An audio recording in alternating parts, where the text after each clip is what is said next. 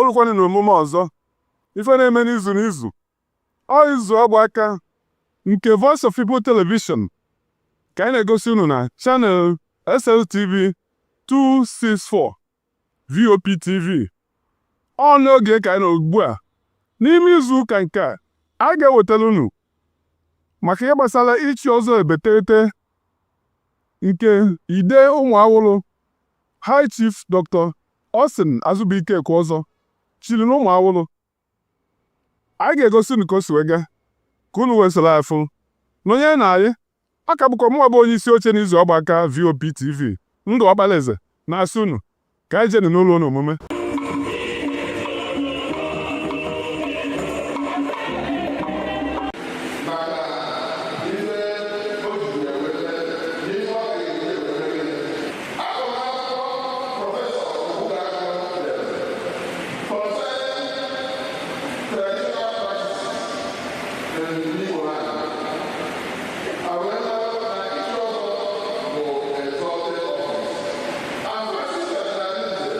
As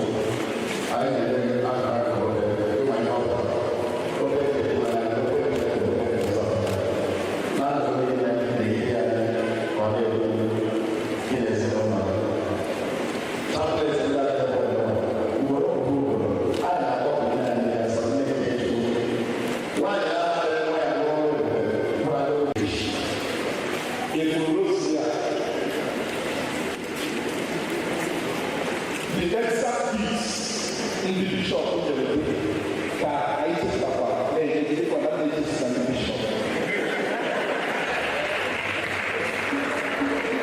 anyị na-alụ ndị ezinụlọ gị bụrụ gbagote ihe ọbụla ndị bụ ndị St. Joseph's Parish represented by the parish council nna cardinal agọzigo ihe onyinye ndị a anyị wee na-asị ka ọfọsụ ibe ya mere in Jesus' name.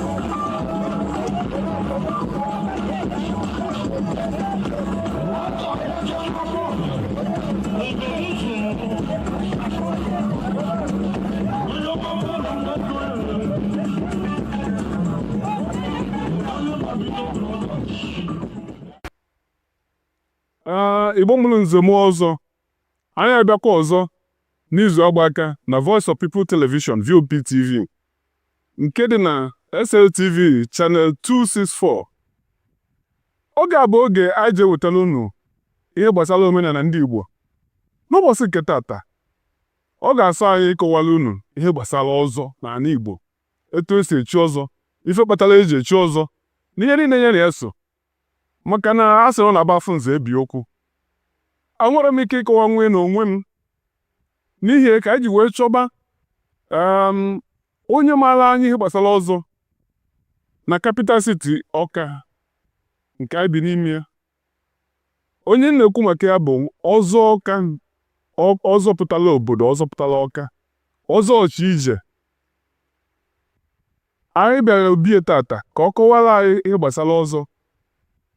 Afa m bụ onye isi oche n'izu agba aka, Ndụ Ọkpalaeze. A na-asị unu geenụ ntị na izere olu ka ọ tụnye unu azụ. Ọzọ Ọka, ọzọ ọchị ije. Anyị na-asị gị ndewo, anyị abata n'obi gị. Ọkpalaeze, ekene m unu. Ndewo. Ekene m unu. Okwu njibedonu nke nji ya anaghị amanarị na ọ bụ onye ọzọ Ọka kwuru bata. Ise. Aha m bụ ọzọ obi ọchị ije mmadụle m, ọzọ ọchị ije Ọka, ọzọ Ọka, ọnọgbu mbụ mbata. Asị m unu mma. Iri ize na-eme na biji ya ma na ịbata bụ onye ọzọ, ịbata bụ onye ọzọ, onye ọzọ ọbụla ziri ezi na ọzọ Ọka enwe ogene. O ji ya na eze wee ka ji wee nabata unu na be m, wee sị unu nnọọ. Ọ bụ unu ji bata na nke unu ji ya anaghị amanarị. Ise. Unu nnọọ. Ekene m unu. A ma ekene unu na ala ndị ọzọ Ọka niile nọ na steeti kapital Ọka. Na-ekene unu na ala onye isi anyị bụ Dr. Jama Nwafọ. Ọzọ ga-egbu mgbe onwe ọzọ Kongo. Onye tọtara ọzọ niile dị n'Ọka.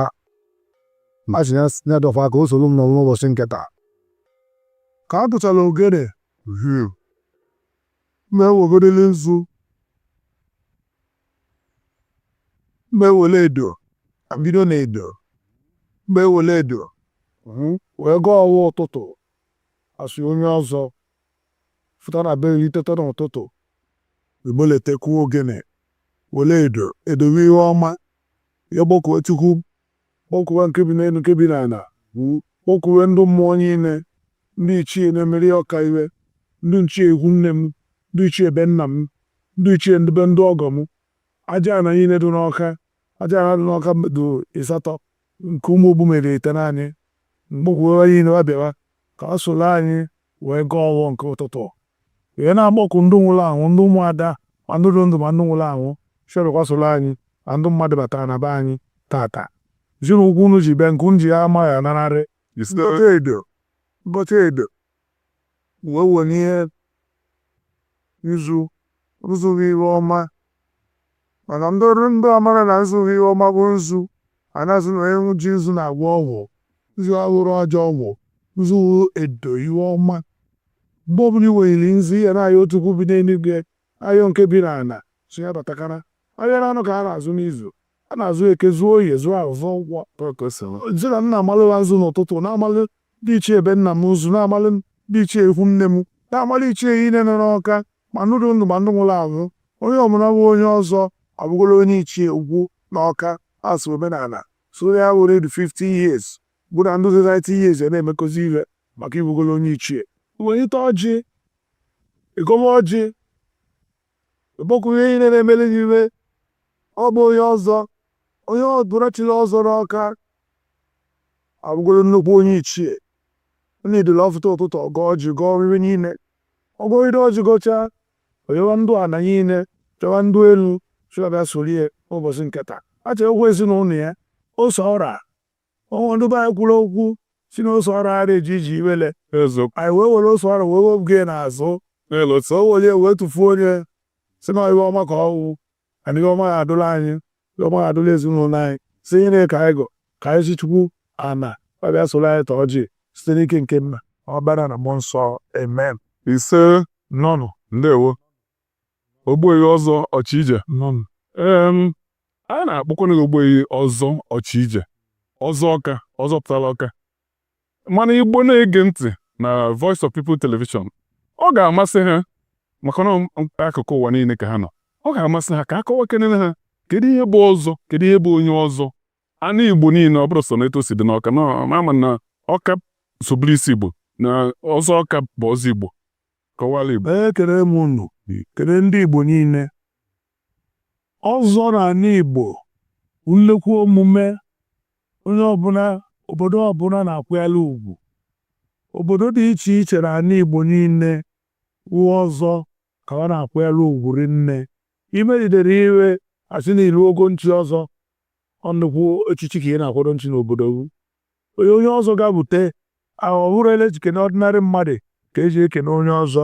A ga-ekene onye ọzọ ka na ama na o toluru etolu wee chie nye.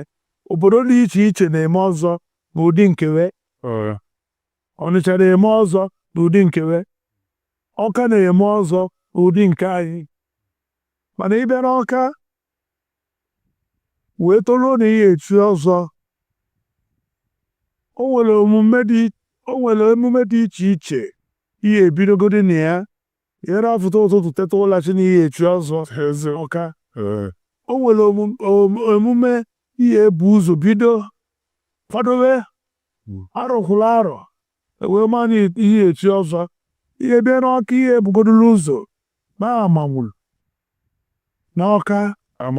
Amanwụrụ imecha amanwụrụ ime aja ija bụ ndị na-ekpu obere okpu. Ogbu nke mgbughe okpu ọzọ, mana ogbu nke aja ija bụ half of this ogbu nke obelie. Ime aja ija ọgwụ ndụ bụ ụnụ, ọgwụ ụmụnna gị, kpọkuo ikwu nne gị, kpọkuo ndụ ọdịnala ka abịa ụbọchị ị na-eme aja ija asụọ ọrụ n'oche n'ime aja ija. Ugo ị na-anya na ugo ntị eli n'isi, iwu na ugo ntị eli n'isi bụ ugo na-abọ. Ọnụ onye ọbụla ebulu tiela owu ugo n'Ọka bụ aja ija ka o mere. Ọnya bụ aja ija owu ugo ka ya na-etu ugo na-abọ. Emechie na imechara aja ija iwesị na ịkwadobe ntị ọzọ. Ọzọ abụkwado ibe a na-anọkọta teta ụtụtụ ma asị na madam tiegwuolu mbọma n'ụre. Ọ bụrụ ya na aka n'ụtụtụ echie n'ehihie. Ihe ụfọdụ ọzọ mma kụwa ana kụwa nna gị ha n'Ọka. Nna gị nọrụ ndụ yere echi ọzọ ọntị na ichiele nna gị ọzọ. Zụgoro ya bụ na nna gị dị 90 years ihe echiri ọzọ ife ichie nke gị. Nna gị ara nọ ndụ n'Ọka ịgbala owulu si n'ibulu onye ọzọ. Nna gị ebugodoro ụzọ ụlọ onye ọzọ na-awụchazi onye ọzọ ichi ịkwadobezie nke gị. Ịkwadobezie nke gị afta imechara aja ija ewee nebe ndị gị anya n'Ọka wee maa ma ị nwekwara nne na omume, mara ma ị na-emekwa nne n'iwe, ma ị na-eme achabute wee mara ma ị nwekwa nne na agwa, ma ị nwe nne na omume na ezinụlọ unu ma ụmụnna gị na vileji gị wee fụtawa Ọka. Iwe niile ka a ga-ajụcha wee chọpụta na ị toluru etolu.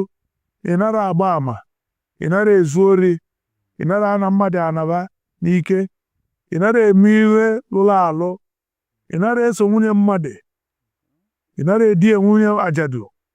Iwe niile ka a ga-agụzu wee bụrụ izuru ihe ntị ọzọ. Mgbe ị na-elechara iwe niile bụ na ị nara emie aka kwụ ọtọ, ị na-eme biznes iji eriju abụọ, na ị na-azụkwa ụmụ na-azụ ha mma, na ụmụ ha bụrụ akụloweri ọzọ agụghị n'Ọka. A ga-eme sure na ị na-azụ ụmụ mma, na gụrụ ụmụ na ezinụlọ gị na nwunye gị bụ n'udo. Ile agha ajụ erike ajụlidesie nye jụcha wee chọpụta na ịlụrụ ntị ọzọ n'Ọka. Maka gwa m unu obodo ọbụla dị iche iche etu esi echi ọzọ na ọzọ na obodo niile uwe a na-akwụnyere ugwu. Yes. Mgbe na-echezili iwe, o nwere anyị na-eku nne n'ụlọ ka amakwa ma izuru ezu Eziokwu. ma ị nwekwara ụlọ ibi ya nọ wee chi ọzọ. Onye bube nne ya enwere ụlọ ara echi ọzọ, ihe enwe ụlọ nke gị. Olesi ma iwu dị obere na be nna gị na nna gị anọzi amalụ na ọ gụchiri ngwuru be nna gị, a ga-abịa ka ụbọchị a ga-abịa nenere ụlọ a na-agụ a ga-elu almost mmadụ 35 to 40 wee bịa nnenere ụlọ. Ụbọchị a ga-abịa nnenere ụlọ, a ga-alaiki ka ụmụnna gị nọkwuorie, ka ụmụnna gị wuru ndị ọgba achiele baba maala gị mma na gụ na ụmụnna anaghị enwe okwu, ị nara abụfu ụmụnna kọt na ike eji ekwu nga. Enyine ka a ga-abịa bọchị ahụ a ga-edenere gị ụlọ wee tụba gị. Ajụlide jụcha iwezagidezacha ma biznes ị na-eme wee na-akụta ego ị na-eri, wee na-akụta ego eji echi ọzọ. Jidezie iwe gị na-aya ajụ, ewee kuo nwunye gị ga-abịa ajụọ nwunye gị ma gụnye ọ na-ebukwe n'udo ka ị chọọ mpara ego chi ọzọ ma nwunye gị adịrọ hapi. Ọ nwunye gị ga-ekwu iwe gị na-aya ekwu, okwu niile kwuche ekuo ụmụnna, ajụọ ụmụnna, ajụcha ụmụnna, uwe gị nebazara dị mma, agwazie gị gwuchere na ịya n'ozu. Ọ na-eme 2 weeks or 3 weeks ezitelu gị ozi na ịpasị ma ọ na ịpasịra. Next thing ị ga-eme after na-enechere gị ụlọ n'ọzọ ọka bụ ị ga-akwadobe mgbu awụghị ọzọ. Ọ na-agaghị 6 months imele awụghị ọzọ ichi ọzọ. Ọ gaghị 6 months ịma na agha adaghị nra imekọta awụghị ọzọ. Achọrọ m ikwu maka na ikwu kịta na ọ bụ na ọ gafee 6 months onye ahụ ebidokwa n'isi. Ọ bụrụ na o welote m imekwa awụghị ọzọ. Olote m n'ọtụtụ obodo, o nwekwara ndị na-abụ ịkanye ndị ọzọ emume, ha bịa mmemme na be gị, mmiri mata ha na-arụ gịnị ihe emebe. Ọ dụrụ ọka ka bụ ọ bụrụ na mmiri ma onye ọzọ adaghịra ọsọ ihe echizi ọzọ ka ogbondo ga-agba. Ụbọchị a ka a ga-agba ya owulo, gba ya nwunye gị owulo, iwee zaga onye ọzọ ọka. Kedu ihe owulo pụtara? Ihe owulo pụtara bụ n'ichịkọ ọzọ obodo. Onye bụ ezi ka ịgba owulo agbagolu na ọ bụrụ owulo a na-agba na nkịtị, iwuru owulo ndị dibịa na-agba, na nke ewu owulo ndị ọzọ ka ewu onye bụ owulo a na-abụ ya ka e wee nwee na onye bụ onye ọzọ na onye abụrụ onye ọzọ. Onye ka eji agba owulo. Ichide ọzọ chiche ọzọ, ọ ga-eme 1 weekend ịbịa. Mgbe ahụ ka a ga-edezi ma mgbucha ọnụ ma nkaghị mma niile. After 1 weekend ichichere ọzọ n'ọka ka a ga-edezi omenala wee bịa wee ka agha mma niile ibucha ọnụ. Mgbe aka iji ya mazi n'izuga ezu asụ onye ichie ukwu ọtụ ichie nta iwu onye ọzọ. Ụbọchị agbụghara owulo ọzọ aka ezu okwu ezu n'ọka ọntị na-ebịa ka agha mma niile gwọọrụ konstitushọn ndị ọzọ, gwọọrụ gị iri ya na-eme na iri ya na-eme, gwọọrụ gị mgbe ihe na-eje ije mgbe ya na-abatabeghị, ihere na-eje ije aghachi, ihere na-eti aka na ajọ iwe n'ichigo ọzọ. Constitution niile anyị agụchala gị ya wee nye copy of that constitution wee ka agha mma niile. Mma na-aka gị niile na-egosi n'igwukwara onye ichie ukwu na ihe agụ achịzi ya achị, ihe agụ egwugide mmadụ ibe gị, ihe na-abụ eziokwu kpudo eru n'ala. N'ọnya ka eji aka gị mma niile na onye ọzọ ọbụla akara mma niile onye ọzọ na-ekwu eziokwu. Ọ bụ eziokwu kwuo, ọ ghara eri ngarị wee tụgharịa okwu wee kwuo okwu ashị. Ọnya ka eji aka gị mma niile.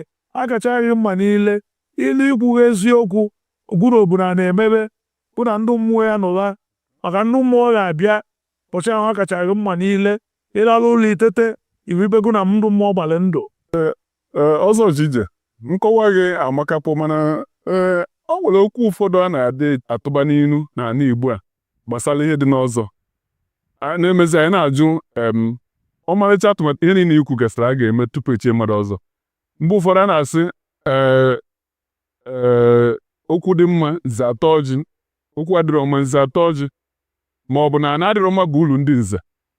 okwu ndị a adịrọ nke okwu makata anyị kedu ka esi wee ghọta ya ka wee kwuo ndụmọdụ a ga-enye maka ndị na-aje apa ya ọzọ? Ọ dị ebe niile ụfọdụ ka a ga-echicha ọzọ were ọzọ jemewe nganga were ọzọ jemewe ihe adịrọ mma n'obodo dị iche iche. Ihe na-ewu nke ọbụla imetere eweta ihe n'ọzọ anyị naleghị ngwu onwe ebe a na-akpọ ngwu iwe dum na anyị isi mụ ugwu ọzọ ọka analeghị ngwu. Ọ dịpendịrị ihe imetere ihe imere bụ ibu enwere ike nnaleghị ngwu 2 years analeghị ngwu 1 year ana mgbe a na-aleghị ngwu ihezi egbu okpu ọzọ ihezi agba apari ọzọ ya bụ ejiji mgbu ọzọ onwezi ihe dịka ọzọ ya dụwụrụ arụ that time ọ bụla ị nọ na suspension duto na onwe ihe imete n'ọzọ. Igbo na-ege ntị anyị na-asị ama na ọ bụrụ ntị nka ntị unu na-anụ na nne dibịa kara aka na-agba afa ọzọ Ọchịije n'Ọka onye bụ onye na-akọwala unu ihe a. Ọzọ Ọchịije tupu anyị mechie ọ ga-asọ m ka generally ndụmọdụ ị nwere ike inye n'ala Igbo maka na ụka abatago batasie ike ọ dịka mgbe ụfọdụ ndị Igbo na-eje ụka ichi ọzọ na-agụ agụụ mgbe ụfọdụ ọ dịka ha ka na-afụ ya na nọọ ihe ịgụ alụsị. O nwere ihe nwere ike ikwu maka na omenala bụ omenala ka Igbo ji si omenala ha ike ị ga-enye n'Igbo niile. Ya ndị Igbo ekere m unu okwu ijụrụ amaka ihe njisi n'ọmaka na mmesi n'usoro mma ebidogoro n'obodo niile dị iche iche. Onye ọbụla obodo ọbụla nwere ndị ọzọ n'obodo wee ka waka na-arụ ka ọ panyitere the dignity and respect enwere n'ọsọ obodo wee ka obere abụzi na iwe onye ọzọ n'obodo ọzọ ị na-enye anya ihe ozugbo otu ọzọ unu chiri ka o chiri ka ndị obodo dị iche iche ka onye ọbụla panyitere the respect enwere n'ọzọ maka ama m na ọzọ n'ala Igbo wụ the highest ochichi enwegodili dara ụda afọdụ obodo ka na-eme ihe amara ka na-eme n'ụka ichi ọzọ achị na-ewe iwe onye omenala ma ọ na-ewe onye na-agwọ ọgwụ ọ dịrọ n'ọbụ ndị ụka anaghị ene anyị anya asị ndị na-agwọ ọgwụ na ndị ọzọ anaghị ene anyị anya asị ndị na-eme omenala a na-eme anyị anya na anyị wetara ihe nna nna anyị badebele ka na-eme ọdụ ebube. ịgbọrọ ihe ewu na-erigbo onye mmadụ na-ege ntị Ọzọ Ọchịije anyị na-ekene gị gị bụ onye Igbo na-ege ntị ama na ihe mmụta karịrị na ụbọchị nke taa na ihe gbasara echimọzọ n'ala Igbo gbaa gburugburu ọkachasị ka o si dị n'Ọka nke ebe anyị nọ na ya n'ụbọchị nke tata. Ọ bụrụ na o nwee ihe ịghọtara ihe dịịrị gị ime bụ ụbọchị ụka ọzọ ọkụba elekere nke 5 na mgbede tinye telivishọn gị na SLTV channel 264 ka ị nweta Voice of the People television ka ị na-ege anyị ntị ka ị na-anụrụ uye danda ka anyị na-akụziri gị maka omenala Igbo ihe Igbo na-eme Igbo gburugburu nke ha ji wee bụrụ ndị na-eme ihe nkwụmọtọ ikpe nkwụmọtọ na eziokwu n'ihe niile Igbo ji wee biri. Ị ga-esi ebe a na-amụta ya. Anyị na-asị gị ka chi foo n'ụbọchị nke tata lotekwa na ọmụgbụ onye isi oche n'oge izu agbaka Ndụ Ọkpalaeze na-asị gị ka emesịa na-asịkwazị gị bụ Ọzọ Ọchịije kene ndị mmadụ ka anyị wee napụọ. Ndị Igbo ekere m unu ndị bịa ebe m akwado ogo na ele njikwuru ha ogene mgbe abata ka m na-akụrụ ha ogene n'ụna a sị m na ọ ga-adịrụ ndị Igbo mma ndị Igbo ihe nna yerebe unu ibe ọ bụrụ na-anọ na na-ege Vop TV na-ege ihe na-amụta ihe dị iche iche na-amụtakwa ele Igbo ji eme ihe na-amụta omenala Igbo amụta the culture ndị Igbo ọ yere amụta iwe na TV anwụ ị na-ene n'ihe ihe amụta ahụ etu esi echi ọzọ n'ala Igbo patịkụla ele esi echie n'Ọka. Ekene m unu.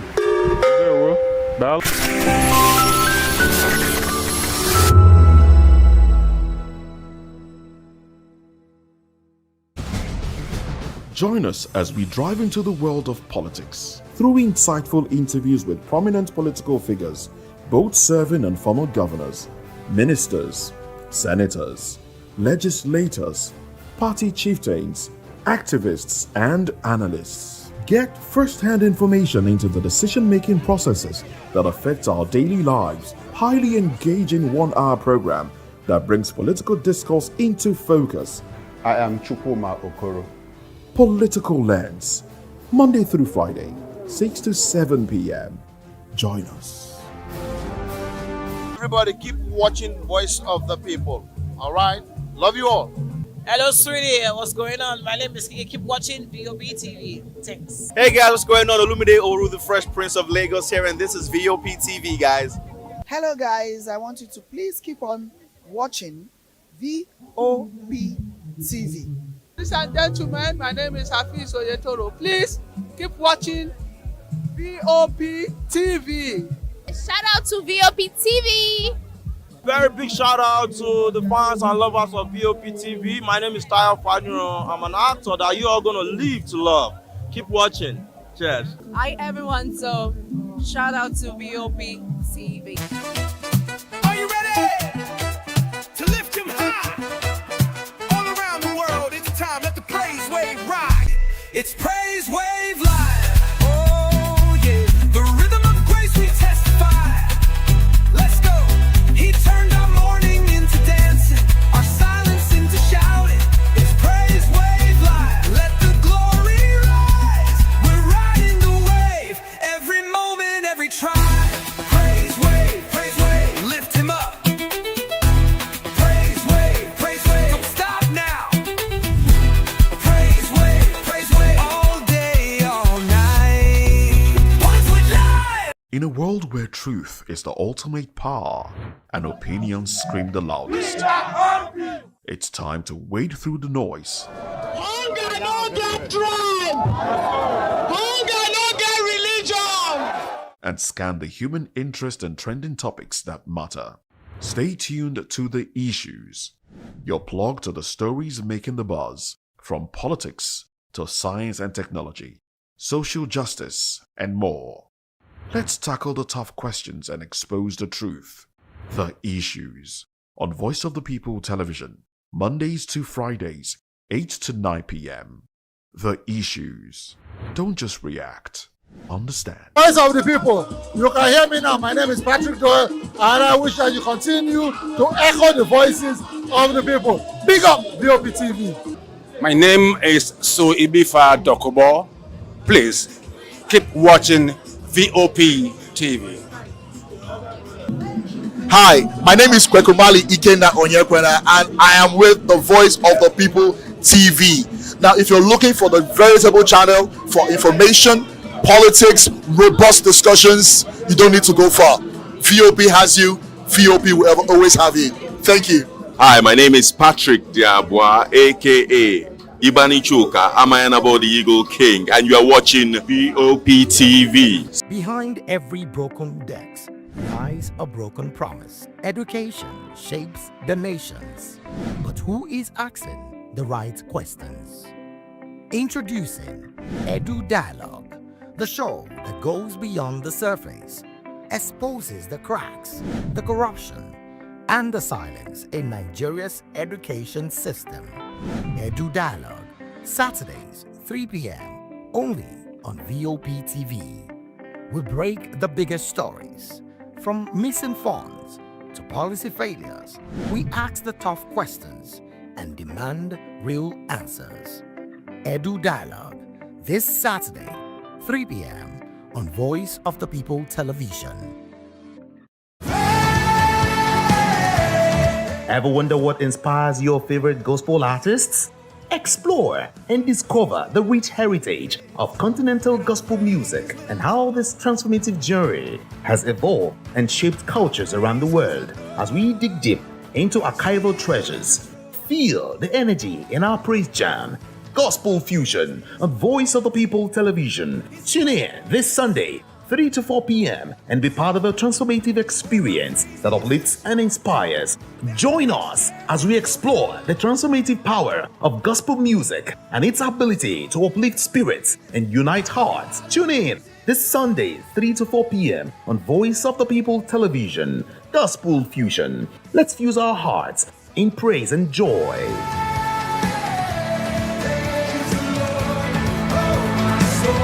Are you ready for the extraordinary? Something big is happening on your screen. Introducing VOP TV. Now streaming on SLTV channel 264. From breaking news to captivating conversations, news analysis, giving you all sides to the story. We break in-depth discussions on the issues that matter, from politics to sports, entertainment, and lifestyle. VOP TV on SLTV channel 264. Join us as we redefine what television means to you. Voice of the People Television, VOP TV. Now you have more than a voice.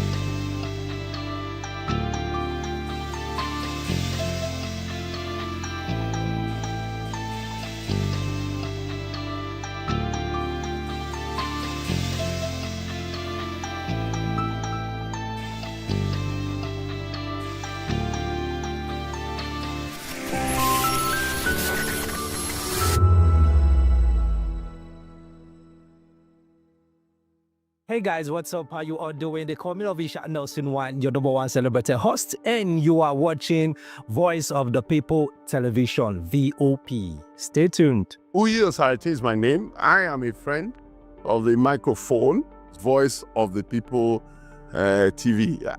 That name is unique, and the brand is very sweet. I like the packaging, picture qualities, camera qualities, and then of course, the quality of human beings that I see sometimes on your channel. I talk and get paid, and I look forward to being in your studios. Oh yes, you are on to Voice of the People TV.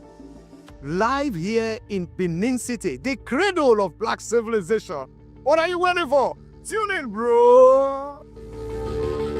VOP TV. Now, you have more than a voice.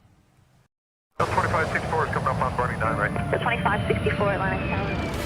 What happens in the hush behind hangar doors? Who signs the papers that gamble with lives? Which truths were grounded before they even ever had wings? If you've ever buckled a seatbelt at 30,000 feet, if you've ever stared out of that tiny window and wondered who's really in control of the skies, it isn't just flight, it's power, it's politics, it's pressure sealed in steel. We're peeling back the clouds from runway risks to sky-high secrets. We're diving deep where most dare not to look. Aviation Scope, every Sunday at 7 p.m. only on Voice of the People TV. We don't just report, we reveal. We don't just ask, we uncover. Because when it comes to the skies, ignorance is turbulence. Aviation Scope, the sky isn't the limit, it's just the beginning. Welcome to Kitty's Corner. Every weekend is a new journey. Join Auntie Oni as she embarks on thrilling adventures. Each episode takes the young explorers to a different fantastical world filled with exciting challenges, making new friends and learning valuable life lessons. The show begins with lots of excitement in a cozy storytelling mood. Fairies teach the importance of kindness, honesty, bravery, teamwork, or curiosity. Kitty's Corner is a delightful blend of fun, education, and imagination with catchy songs, interactive games, and heartwarming stories. Join Auntie Oni every Saturday, 10 a.m. to 10:30 a.m. on Voice of the People Television. Kitty's Corner. Perfect destination for curious minds.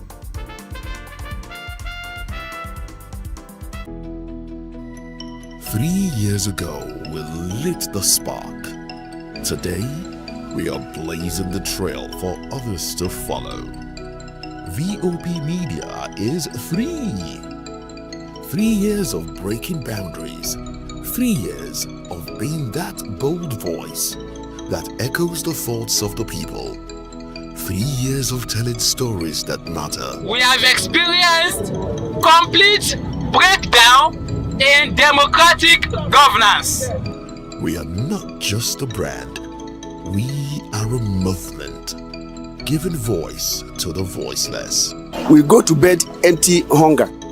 To every viewer, every voice, and everyone that has made us who we are, we say thank you. VOP Media, 3 years and still counting. VOP TV, now you have more than a voice. Voice of the People Television awuchiela o onye nụ ya ka ọrụ ibe ya. Ị chọrọ ịmata akụkọ ndị gbara n'akwụkwọ akụkọ dị iche iche n'ala anyị kwa ụbọchị. Ị chọrọ ịmata ka o si afịatụ na ndọrọndọrọ ọchịchị, agụmakwụkwọ, azụmahịa, ime njem, ọbụla dị egwuregwu. Mgbasonyere anyị n'oge ndị Igbo na Voice of the People Television. Anyị nwere ndị ọbịa bụ ọkachamara, bụkwa ndị ga-enye aka tapịa isiokwu ndị anyị jiri bịa kwa ụbọchị. Anyị ga-eji ka o siri gbaa n'akwụkwọ akụkọ dị iche iche wee malite tupu anyị akọzie n'uju n'ubi onye anyị bịara na nke ya. Ịgbamụrụ nzem ọzọ kedu ka o si aga ya gaziere onye ukwu ma gaziere onye nta. Mkparịta ụka tọrọ atọ ka anyị ga-ewetara gị bụkwa nke ga-eme ka ịmata ka ihe si aga n'ala anyị bụ Naịjirịa ọbụla dị na mba ofesi. Oge ndị Igbo na Voice of the People Television ga na-abịara gị site n'ụbọchị Mọnde ruo Fraịde na SLTV Channel 264. Ekwekwala ka akọrọ gị ya akọrọ. Chetakwa na ọ bụ na SLTV Channel 264 ka ị ga-ekiri Voice of the People Television. Voice of the People Television. Ugbu a ị nwere karịa olu. My name is Esther. They call me the Oga of them are the general overseer of them all. Every man, every woman has got a voice where integrity is the volume. So this is Voice of the People's TV. Voice of the People's TV. So this is the people's voice. And the people's voice is the voice of God. That's the voice populi in Latin. The people's voice is the voice of God. So keep watching Voice of the People. In fact, my name is Voice of the People. Keep watching MC Adobe King. Hi guys, my name is Kagan. I am Nigeria's biggest tech content creator. And I just wanted to give a quick shout out to Voice of the People TV. Keep watching, enjoy, and you're welcome. My name is MC Alamano. They call me Enjoyment Landlord. It's VOP TV. Keep watching VOP TV. Don't touch it down. Even if you want to touch it down, increase the volume. If you don't increase the volume, I told me. My name is Collins Agawabe, popularly known as No Maiden, but last, more than No Maiden. Or more. Not be all so the cook right at the fry plantain. We keep on watching VOP TV. Hey. The voice of the people, the voice of Edo. If you now want to get the authentic news for Edo, the way it be, that's why they show and they want to cut anything come on. At VOP TV.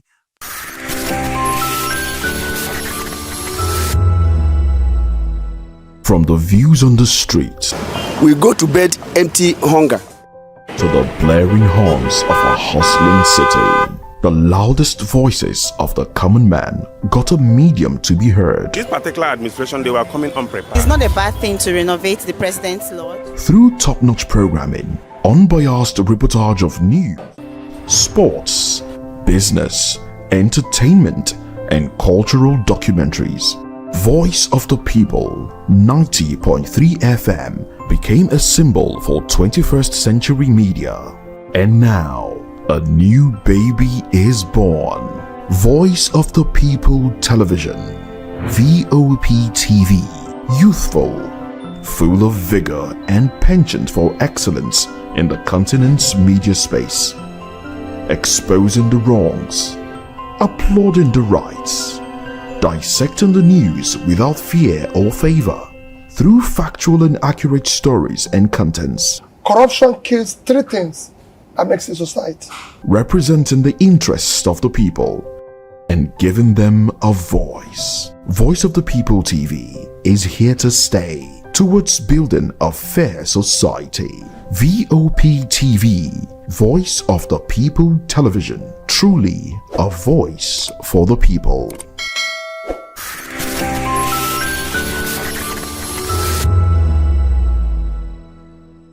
Ngozi Okonjo-Iweala is not just a name, she is a face. Born on June 13, 1954 in Ogwashiuku, Delta State, Nigeria, Ngozi Okonjo-Iweala was raised in a family deeply rooted in education and public service.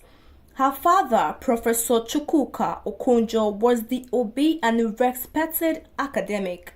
Her mother, Kamene Okonjo, was a professor and a medical doctor.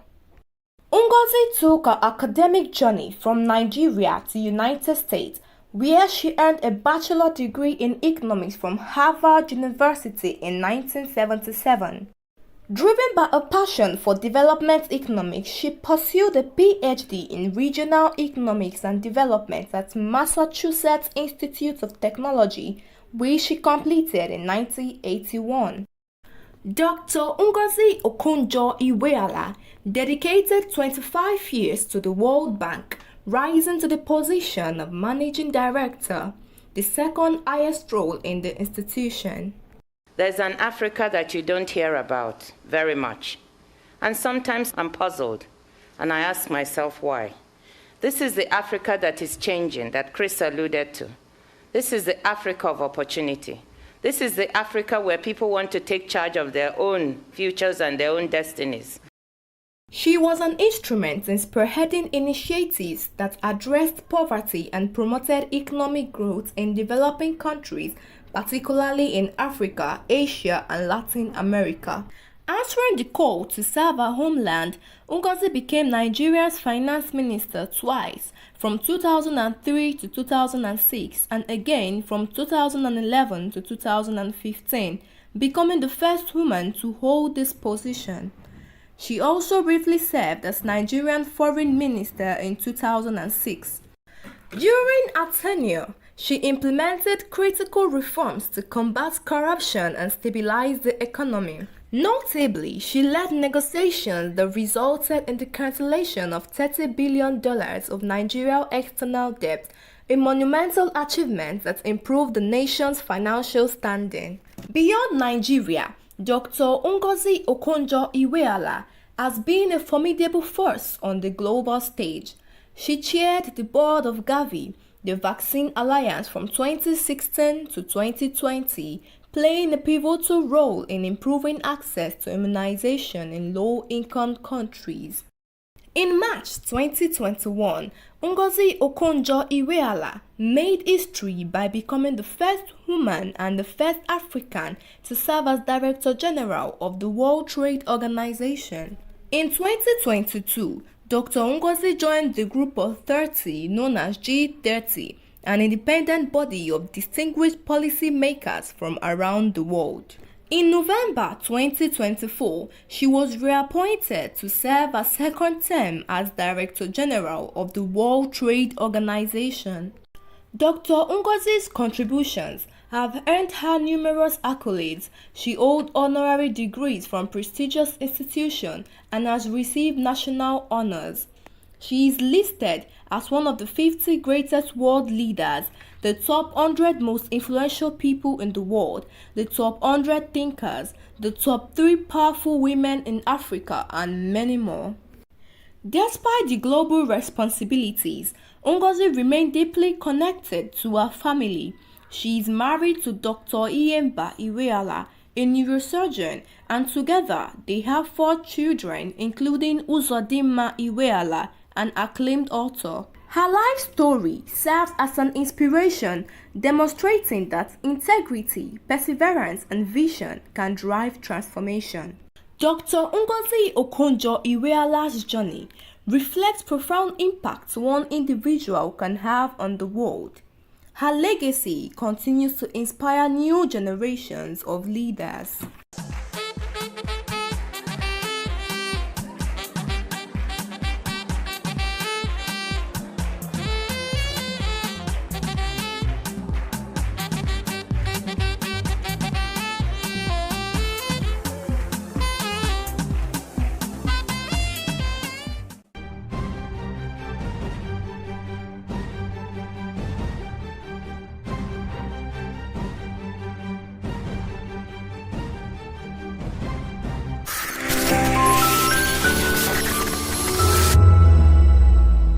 Join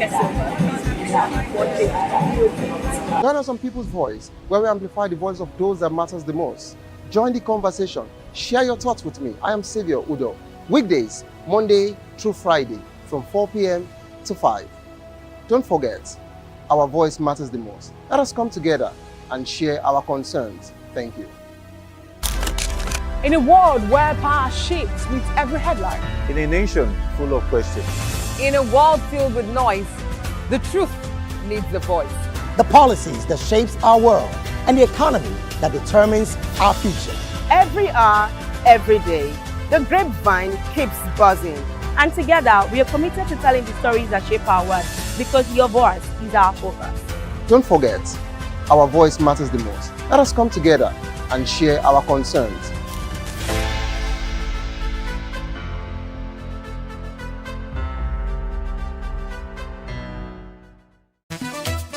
Are you ready to lift him high?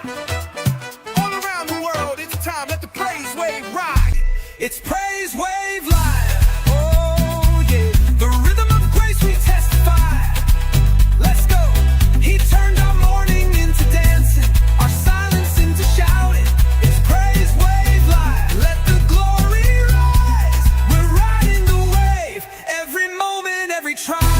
Praise wave, lift him up. Praise wave, don't stop now. Praise wave, all day, all night. Once we live. Ever wonder what inspires your favorite gospel artists? Explore and discover the rich heritage of continental gospel music and how this transformative journey has evolved and shaped cultures around the world. As we dig deep into archival treasures, feel the energy in our praise jam, Gospel Fusion on Voice of the People television. Tune in this Sunday, 3 to 4 p.m. and be part of a transformative experience that uplifts and inspires. Join us as we explore the transformative power of gospel music and its ability to uplift spirits and unite hearts. Tune in this Sunday, 3 to 4 p.m. on Voice of the People television. Gospel Fusion. Let's fuse our hearts in praise and joy.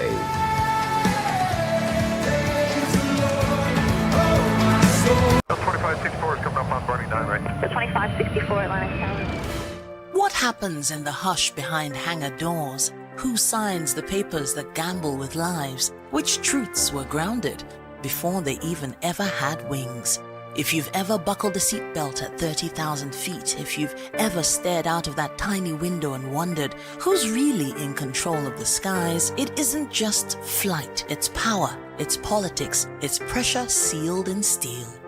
We're peeling back the clouds from runway risks to sky-high secrets. We're diving deep where most dare not to look.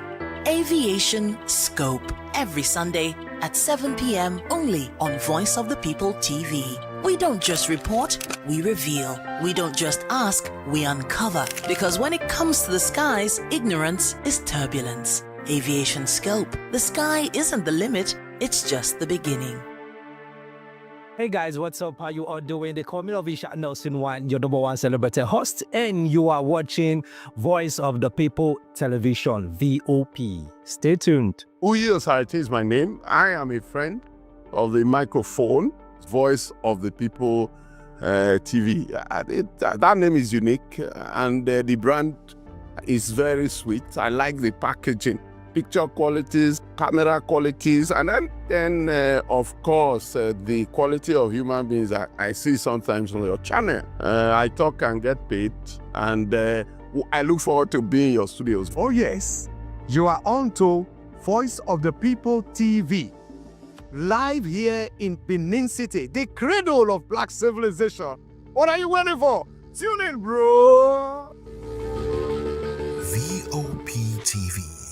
Now, you have more than a voice. VOP TV. Now, you have more than a voice.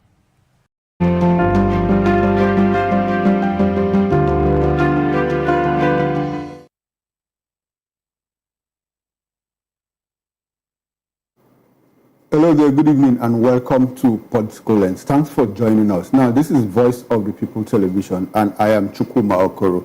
We are broadcasting on Metro SL TV channel 264. On YouTube, we are Voice of the People Television. And on other social media platforms, we are at Vop Tv Live. On the show today, mixed reactions still trail Nigeria at 65 as Nigerians differ on the progress made so far. And I've been joined by Barrister Adebayo Shitu. Barrister Adebayo Shitu was a Commissioner for Home Affairs, Information and Culture in the larger Oyo State.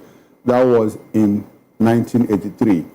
At a very young age, by the way. In 2007, he became the Attorney General of Oyo State, before he now became the Minister for Communications in 2015 under the Muhammadu Buhari administration. Presently, he serves as the Pro-Chancellor and Chairman of the Governing Council of Dave Umahi Federal University of Health Sciences in Ebonyi State. Good evening, Minister, and thanks for joining us on Political Lens. We appreciate your presence, sir.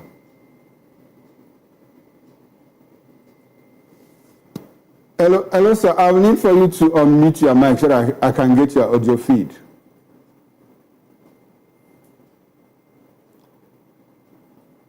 Hello, can you hear me, sir? So I need for you to unmute your mic so that I can get your audio feed.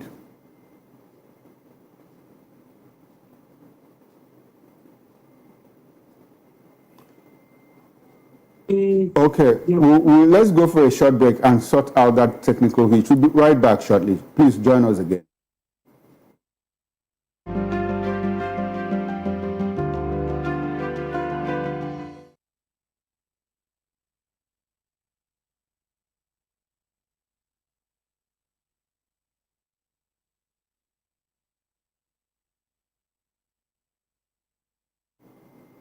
All right, welcome back, and thanks for joining us again or staying with us. And if you are just joining us, this is Political Lens on Voice of the People Television. Good evening, Barrister Adebayo Shitu, and thanks for coming to Political Lens. How are you? I'm very well, sir. Thanks for honoring my invitation. Okay. Okay, beautiful. Now, let's get into it. 2 days after Nigeria's 65th independence anniversary, sharp divisions persist over the country's path forward. While the ruling All Progressives Congress APC celebrated President Bola Tinubu's reforms as progress, opposition parties and civil society groups criticized the administration for worsening poverty, insecurity, and democratic failures. The People's Democratic Party (PDP) called Tinubu's Independence Day speech boring, uninspiring, and disconnected from the realities facing millions of Nigerians, with spokesperson Debo Ologoaba accusing him of delivering a litany of untruths and false hope. Oluwaba condemned Tinubu's economic claims, describing them as an affront to the sensibilities of Nigerians suffering under rising inflation, a weakening currency, and failed, ill-thought-out, and poorly implemented macroeconomic policies. Similarly, the Resource Center for Human Rights and Civic Education said Nigeria is hemorrhaging politically, economically, and socially. Its executive director, Ibrahim Zikrulahi, lamented that democracy has been replaced by repression, poverty, and fear, and accused political leaders of abandoning governance for election campaigns. Well, they also raised concern about the economy and civil liberties. It noted inflation at 20.4%, Naira at 1,501.5 to the dollar, youth unemployment above 40%, and over 130 million Nigerians living in poverty. It cited over 70 cases of media intimidation in 2024 and crackdowns on peaceful protesters, where the group described the prosecution of activist Omoyele Sowore and curbs on civil society as part of larger efforts to silence dissent, urging reforms in governance, the judiciary, and public service. Activist Madi Shehu argued that Independence Day should be marked not with celebration, but with apologies, restitutions, and reflection. Well, in contrast, the APC praised Tinubu's economic reforms, calling them bold steps towards recovery. To reset the economy and unleash its potential for rapid development, President Tinubu, on his first day in office, courageously ended the ruinous fuel subsidy regime, said APC spokesperson Felix Morka, where the party cited GDP growth at 4.28%, reserves above $42 billion, inflation dropping to 20.1%, improved investor confidence, and a more stable naira. Barrister Shitu, I guess we are still in a celebration mood, and so it would be proper to extend warm wishes to you on the occasion of Nigeria's 65th independence anniversary. Happy independence anniversary, sir. Good Nigerians, we are celebrating. Okay, beautiful. Now, straight into it. So, okay, good to hear that you celebrated. So, why did you celebrate Nigeria at 65? Is there anything to cheer about the country? What gave you the reason to celebrate? We have this adage.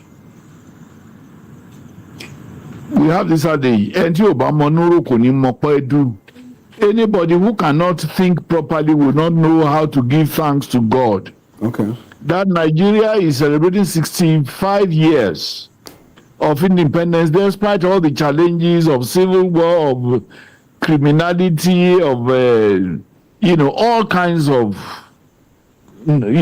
issues, challenges. We should thank God for keeping us one and keeping us up to this moment as one united and developing country. It is true that we would continue to, every country has its own challenges. Okay. In fact, on this issue, PDP has no mouth to talk if they have a sense of shame. They had been in government for 16 years. Okay. If they had been able to consolidate to deliver good governance to Nigeria, Nigerians will not get them out of office for more than 10 years now. Okay. So, it is part of the disasters that they created for this country that the Tinubu administration is still working on up to this moment to try to bring reform to the processes. Okay. You know the level of corruption during the PDP era. It is a common knowledge at all levels of governance in this country. You also know that the issue of corruption had always persisted over the years, during right from their administration up to this, a lot of this moment.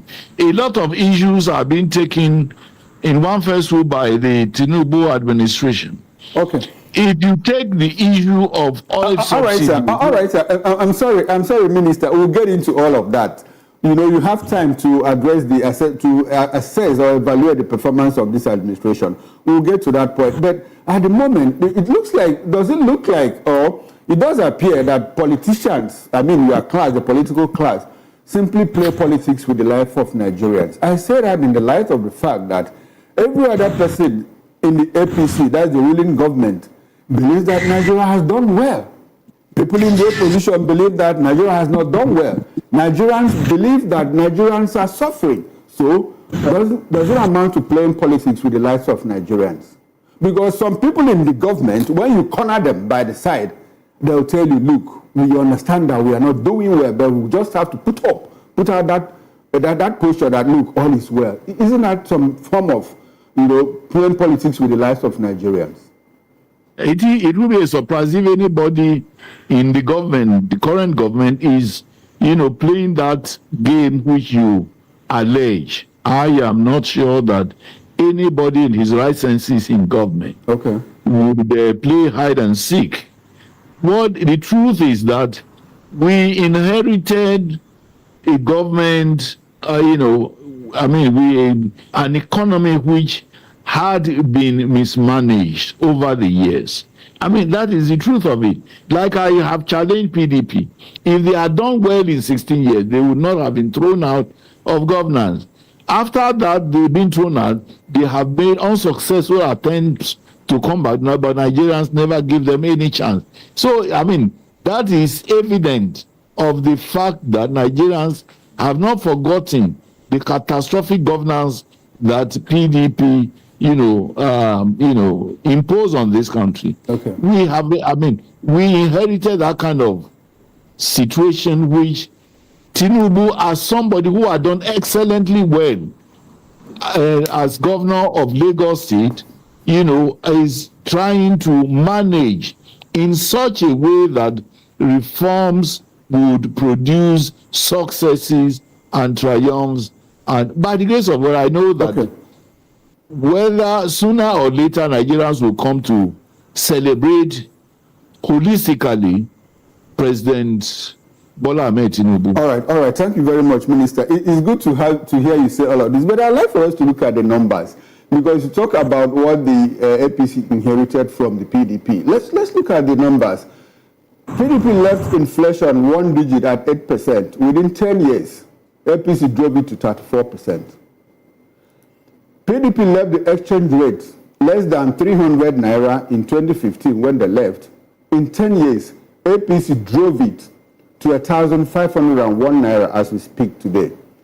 Unemployment rate was one digit by the time PDP left in 2015. Now it hovers between 25-32% youth unemployment. I can go on and on. Exchange rate, interest rate. At the moment, we have the MPR, the last MPR we had at the central bank left the interest rate at 27%. Under the PDP, it was below, far below 15%. It hovered between 12 and 14%. Minister, for the 8 years that Buhari was in office, it's on record that 63,101 Nigerians were killed in cold blood. Do you still believe that the APC inherited, by the time PDP left office, Nigeria was biggest economy in Africa, $500 billion world economy. By April this year, when the rebasing was made, Nigeria had slid to number 4, dipping from $500 billion economy to $247 billion economy. Minister, do you still believe with these numbers that APC inherited a bad economy? I do not know where you get all these fantastic figures. From National Bureau of Statistics, sir. The records are there. Here from official and foreign sources. I don't know the basis of your statistics. And if you seriously want to rely on statistics, I think you have to get, official statistical bodies, including the United Nations and other foreign bodies who have been commending Mr. President for his bold moves. In any case, I am not an economist and I'm not a man of figures, but I think in discussing nationally issues of statistics, you should get appropriate statistical. Sorry, Minister, I just told you that the figures I read out are from Nigerian government survey agency, the National Bureau of Statistics. Well, I don't know. I know you are a journalist and you are reeling them out. Official. I don't know the figures. I don't know the documents you are relying on. And I am advising that if we want to be really seriously argue on issues of statistics, then we get economists and we get people from the Bureau of Statistics to assist us get a balanced assessment. All right, Minister, at the face value, do you think that Nigerians are better off 10 years now than 10 years ago? Which one will it be for you, sir? It will be unrealistic to compare issues far over 10-year period. The number of people we have in Nigeria is not the same that we have now. So every other issue would need to have reliable data on. All right. And I would suggest that perhaps it will be out of place to just really one-sided figures. I'm saying this with all due respect to you. It's okay, sir. I'm saying this with all due respect to you, please. All right. So basically, what you are saying is that the Nigerian government, because the tag for this show is that we have an insider account because we've played in government in the past 30 years. So apparently, you are telling Nigerians that we didn't plan ahead because we don't even have the numbers. But Mr. Minister, the president in his anniversary speech to Nigerians said that the country has turned the corner. The worst is over. His exact words. But a few days ahead of the same celebration, 65th independence celebration, the federal government had cancelled the parade, declared low-key, and not create any fanfare. Isn't that some form of contradiction regarding the turning the corner and the worst being over? Makes sense. Why do you have to continue celebrating the outward kind of celebrations, which will cost more money, which would create more problems and all of that? Or don't you believe, Mr. President, in whatever he had said over the last 1 or 2 weeks? I believe he has more facts, he has more information than all the rest of us. And unless we have very strong facts to counter it, we must give him the benefit of the doubt. Okay. What we do know and which cannot be controverted is that he had an opportunity of being governor for 8 years, and he did so perfectly well that he excelled over and above all other governors in this country. So you will think that for somebody who had done that, he will be so careless this time around not to, distinguish himself at the national level. Okay, so apparently it's difficult for us to say that the country has turned the corner. If after turning the corner, we still find it difficult to celebrate the gains that we have made in the past 10 years. Well, Minister, I'd like for us to walk back in time, still interrogating our nationhood at 65. How have we managed the country the British left for us? The hard work of our founding fathers and all the potential we had at independence. How far have we driven that? We see what is important, I think, which we should remind ourselves. This oil, problem of living in the past, kind of. We had a situation in this country, our refineries over the last 30 years had hardly worked. Okay. And we kept living on borrowed times. We kept living on borrowed resources. We kept giving the wrong impression of ourselves, as if we had all the resources to throw away in the guise of ensuring, stability. We kept deceiving Nigerians by borrowing to sustain oil within reach at that time, over a long period of time. Now, if you are a worker somewhere and you earn 10,000 naira a month, and your expenses for the month goes to 100,000, obviously you now fell into borrowing to, sustain yourselves. For how long will you keep borrowing before the borrower turns around to say, look, I can no more borrow you any money because I know you will not be able to pay back? A wise man would rather want to cut his coat according to resources or readjust his earnings and expenditures.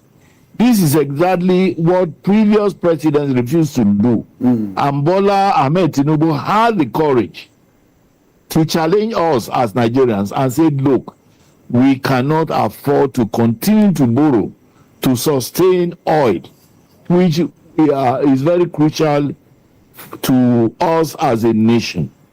So he removed it. When he removed it, of course, the consequence of that is that today, all Nigerian governments are richer. Okay. All state governors have about 3 times what was their earnings. If they are mismanaging these resources, should we continue to, to blame Bola Ahmed Tinubu, who has brought about, a resurgence in terms of revenues? Should we not continue to remember that we have 3 tiers of government in Nigeria and that every tier of government must live up to his or her responsibilities? Okay. This is what we are shying away from. All right. For me, I think Nigerians need to commend the courage which the president applied in bringing about, the strategy of the oil resources, oil trade, oil resources. Practically, okay. You're talking about the fuel subsidy removal. Now, your intervention on this matter. Now, you said that you talked about the refineries. Within the 2 years of the Tinubu administration, Mele Kyari promised 9 times and failed 9 times about delivering the refineries, to bring them up to working capacity. The last time, they told Nigerians that the refinery was up and running, and again, it is down now. And I understand that within the 10 years of the APC administration, in excess of $10 billion was spent to put the refineries at work. They are not working. Now, talking about the refinery, the oil subsidy removal, Minister, are you aware that between July 2023, when Tinubu came into office and removed the first subsidy, and September 2024, Nigeria paid 7.7 trillion naira as subsidy on oil? And when you say that the governors are getting more money at the present, the governors are crying because the money that they are getting doesn't have value if you look at the exchange rate. When they were receiving, actually we were receiving $2 billion a month when the exchange rate was 380 naira. Now you receive $5 billion or even $10 billion, and the exchange rate is 1,500 naira. Does it make sense? It doesn't, sir. So what's your reaction to all of that? Because all the money is being received by them, the exchange. Is it everything that they have to buy foreign goods before their citizens can enjoy? We tend to believe that we cannot do anything without dollar. Because, Minister, that is what it is, sir. Is there anything that we produce locally? As little as toothpick, we still import. We are still an importing nation. We don't produce yam and rice in Nigeria. So everybody is just eating yam and rice. Minister, I'd like for us to come back. People should refuse to eat yam and rice and be eating foreign goods. When we are making money in Nigeria, and you are saying everything must be dollarized, I am a citizen of this country. I don't have any business with dollars at all. So, if my governor cannot utilize the nairas that he's getting to make lives better, to build better roads, to build school buildings, to ensure that teachers are properly paid and so on and so forth. Then we could all, resign from our offices. All right, Minister, I'd like for us to come to the present. Before we get into your politics, the politics of your person. We have waged a war on terrorism for over 20 years. As cabinet minister, you witnessed this firsthand. What was the reaction, anytime news filtered, before the Federal Executive Council meeting that scores of Nigerians had been killed? Was it sober? Was it deeply troubling or papered over? What was the reaction of the president then, Muhammad Buhari, anytime there was news that Nigerians had been killed? And he was more like hamstrung on fighting insecurity. I would like for you to walk us through all of that. As a cabinet minister, what did you experience, anytime the issue of insecurity was raised during the Federal Executive Council meeting? Government 6 years ago. And the truth is that the issue of banditry and criminality in Nigeria are largely self-created by Nigerians. The late Chief of Bafemi Awolowo had warned, if you fail to train the children of the poor, they would ensure that your own children cannot sleep with both eyes closed. A lot of this banditry is a rebellion of a kind against the order of the various communities. People who come from poor homes are left to rot. And when they grow up and mature, they rebel against society. And unless and until we make certain things free universally, education ought to be free at all levels, health services ought to be free at all levels. That is the Awolowo philosophy that I am determined to implement if I have any opportunity in government. We'll talk about your opportunities very soon. If the opportunities come, I will certainly ensure those Awolowo policies are re-established so that society can be a better all right, Minister, because we still have a lot of ground to cover. So I'd like for you to be very specific. My question was, as cabinet minister, anytime you discuss the issue of insecurity, how did your colleagues feel, and what efforts do you think that your government made at that time to fight insecurity? The reality at that time, when I was in office, was the fact that government had pumped so much money into the purchase of arms and ammunition to confront banditry, to confront criminality and all of that. I think the regrettable thing is that a lot of the monies, were mismanaged. Okay. That is the truth of it. And I, even as a government person, I still regret it till tomorrow, because I think the Nigerians have not gotten the best in the area of expenditures on fighting criminality, fighting banditry and insurgency. Okay. A lot of it. But I don't have all the facts. I was not, connected in any way with the Minister of Defense or the, security personnel and all of that. Okay, So wasn't there some form of cooperation? Wasn't there some form of cooperation between your ministry and the Ministry of Defense? Because you were the one that rolled out the national identification number, and the essence of it was to tie it, to people so that we will be able to trace, criminals and all of that. Was there not synergy between you and the ministry? It was available for application in fighting corruption, but whether those involved got action done on it or not is another matter. Okay. Now, Minister, let me ask you, how did you feel? You're a lawyer. How did you feel when you were appointed Minister of Communications? Did you have any technical knowledge before then? And how were you able to cope with policy directions? As far as I'm concerned, it was about management and administration. Okay. And I didn't need to be a communication expert before I could run a Minister of Communication. Okay. And people who worked around me and people who were sufficiently conscious will give credit that I did my best in the circumstances that I found myself. Of course, I had very serious challenges, which I still regret, that people in colleagues and even the president at that time did not give all the support that they ought to have given. There were so many people who were very close to. Could you share some of those challenges you had with Nigerians? Can you share some? Number one, I'll give an example. Okay. I wanted to establish an ICT university for Nigeria in order to broaden the availability of training for Nigerian youths. But a number of our colleagues oppose it, giving very useless, flimsy, baseless excuses. And regrettably, Mr. President at that time said, Barrister Shitu, I know I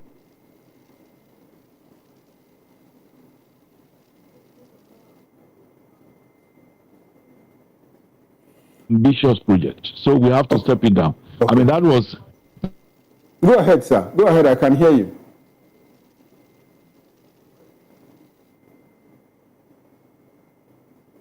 Okay, we seem to be having a tech challenge with the connections with the minister.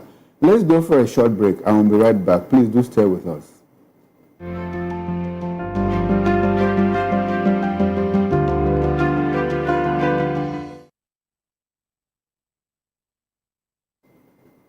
All right, then, thanks for staying with us. Minister, successfully we've been able to reconnect with you. I would like for you to land on your thoughts, sir. Well, there was another agency of government. I wanted the agency which has to do with, I've forgotten the name. Okay. Yes. You need to allocate.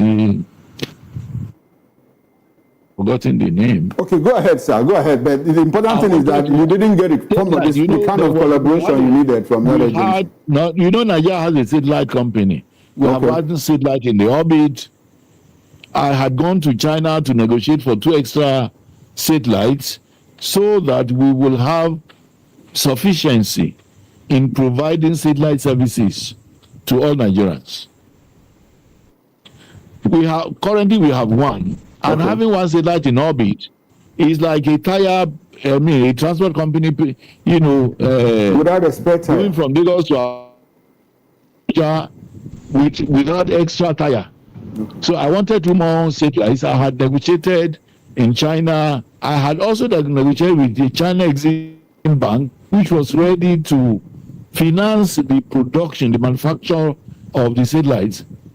But some people prevailed on the government at that time, some people very close to the president, rejected the whole idea.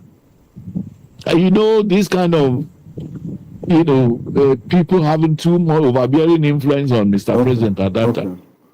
Once you don't go and beg them, even though they are not in your ministry, even though they don't know what you do know of the subject matter of your thing. Okay, all right, Minister, when you say people that had overbearing influence over the president, does it sound like there was a cabal around him? Like we used to hear? Of course there was. There are always people too close to the power base. Okay. Yes, who would, when they talk, it's the law. Okay. Unfortunately. So many things like that happen, and many of. Now, Minister, let me ask you: if you had the opportunity, to get into cabinet again, will you still push those policy initiatives? Can you hear me, sir?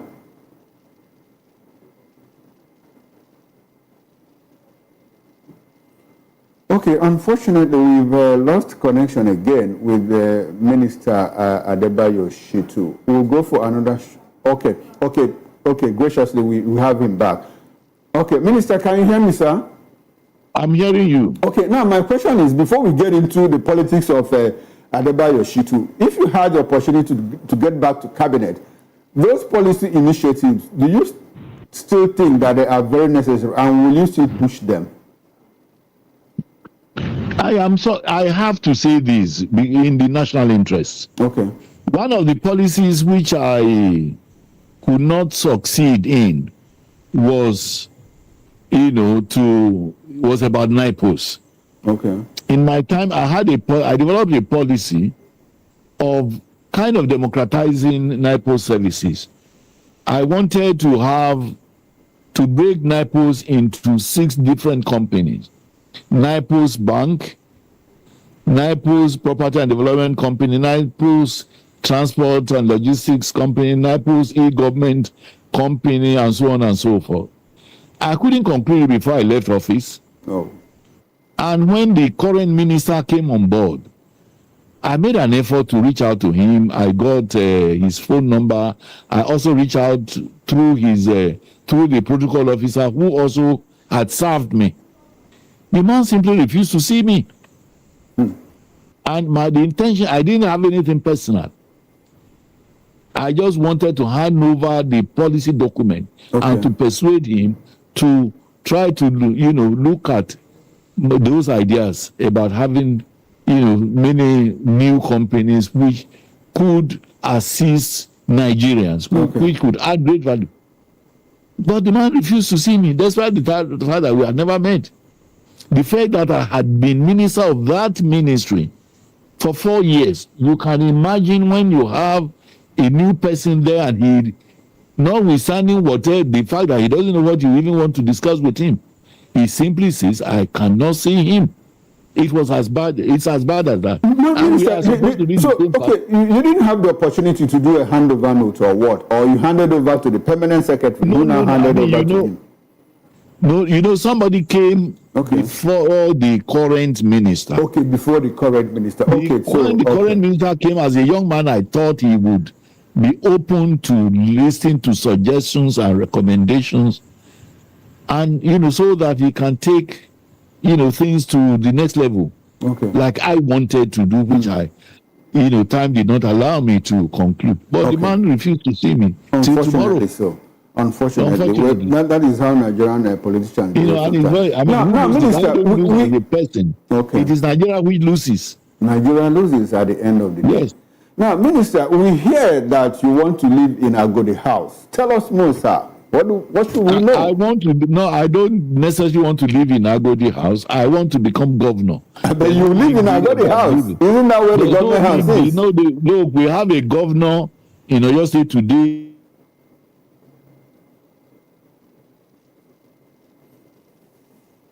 Years has not lived in Agodi. The fact is he is governor. So I want to be governor because I consider that the people of Oyo State are not having the best that they should have.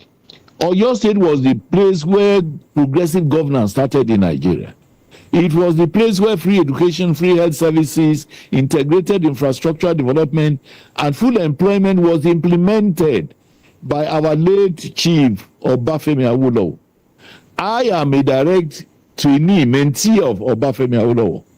I learned politics at his feet, and I have imbibed his philosophy of life more abundant for the people. So, because these things have virtually been eliminated, have been abandoned, and since I'm still alive in the world, thanks to Almighty God, I want to have an opportunity to bring about these fundamental benefits, to bring about life more abundant for our people. Okay. If I have the opportunity, if God grants me the opportunity. Okay. So it is not about wanting anything personal. Okay. I mean, God has blessed me. I've been twice a commissioner. I've been a member of the House of Assembly. I've been a minister. So there's nothing personal that I'm looking for. Okay. So at the moment now, Oyo State is PDP, and you belong to APC. We also hear that the current Minister of Power, Adelabu, is the anointed one. So what are your chances? Who anointed him? I mean, you are using borrowed gowns to No, Minister, that is what we hear. It's out there in the public. That's the way of politicians. We are in a democracy. Okay. Nobody is anointed. Even he will not tell you that he's been anointed. Okay, but are you aware, Minister, that he wants to be governor too? Let me tell you, there are 10 of us who are aspirants in Oyo State. Beautiful. From my party alone, from APC. 10 of us. And nobody can beat his chest and say that he is anointed. So, is Adelabu one of the 10? Is he one of the 10 that you just talked about now? Of course, yes. Okay, beautiful. Of course, yes. It is only God who would really anoint and put somebody in power. Okay. So, do you have a godfather who is going to push you into government house? Let me tell you, at 72, and with my experiences, do I need a godfather? Okay. Or God? God is the godfather of anybody who would be there. Okay. It is the person that God anoints that will be there. Okay. You know why I asked the question? Yes. Why I asked the question is out of respect. We respect our president. We know that he will encourage the best of us to be there. He's a progressive. Okay. A lot of us are, some of those who are progressives are even closer to him. Okay. Remember that I've always consistently over the past more than 10 years, I've been a foundation member of APC, and I consistently remain an activist in APC. Apart from that is the fact that there's hardly anybody in Oyo State who has campaigned more for Bola Ahmed Tinubu's presidency and continues to defend him from day one till now. Okay. Nobody has done that more than I have done. Okay. So that perhaps is a leverage or an advantage that you have. Minister, I read your interview with the Punch newspaper granted sometime in April this year, 2025. Okay. And one of the reasons you said you are going into the race, according to you, in the past 30 years, Oyo State has produced 7 governors. 6 of them happen to be from Ibadan, except Christopher Alao Akala, who by chance became governor from Obomosho because Ladoja was impeached by default. Now, yes. You are from Shaki. Again, I go back to your chances. What chances do you have? Do you think the Ibadan man in power now will agree to hand over to somebody outside Ibadan? It's not about whether he agrees or not. Okay. When he became governor, was the then governor agree for him to be elected? He became governor because God wanted him to be governor. But both of them were Ibadan indigenes. But it doesn't matter. Okay. That governor had his own candidate at that time. Okay. Incidentally, the choice of the acting governor, of the governors at that time, was Adebayo Adelabu. Okay. Adebayo Adelabu contested election.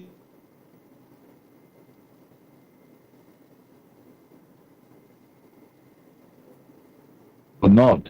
Whoever God, guarantees the seat will become governor. Okay. Now, Minister, in extension, I also read in that same interview where you said that, look, the fact that Ibadan people have more population does not mean that they should lord it over other people. And you created an analogy with the larger Nigeria where you have the North in numbers, according to you, could keep on producing presidents eternally. But the North came to reason and said, look, let it go to the West or let it come down south. And it came to the West and Bola Ahmed Tinubu took it from south. Can you hear me, sir? I'm hearing you. Okay, because there was a sort of interference with the audio. Now, the North said, look, let us do some kind of rotation. They agreed. And in that sense, the power came to the Southwest, to the South, and the Southwest took it. That is their position, that the average Ibadan man should also allow other people to take their turn. Because according to you again, if the North didn't allow the South to take their turn, the Southwest, we mentioned Tinubu in particular to take his turn, that it might cause problem. Now let us extrapolate it to the national level. Is it fair that in the past 26 years of our Fourth Republic, the Nigerian state has not found it necessary and worthy to let power shift to the Southeast? Is it fair? To the well, it's an ongoing business now. We have started with Bola Ahmed Tinubu, the presidency. After Tinubu, we expect it to go to another part of the North. They will spend their own 8 years, and then somebody else from the, I hope, hopefully from South or Southeast will come in. Okay. Yes, I mean, we have started. The journey has started. Rotation must be embedded in the Nigerian constitution. Okay. Because fair is fair. Because if the North had not considered to Bola Ahmed Tinubu, it will not have happened. And we are saying, for the same reasons, the Ibadan should also now concede to be, incidentally, Ibadan has 11 local governments. My zone, Okyogun, has 10 local governments. Okay. And the situation where they continue to give us only deputy governor, our people are saying enough of being deputy governor, enough of being, chairman of the party from my zone. This time around, it should be our turn.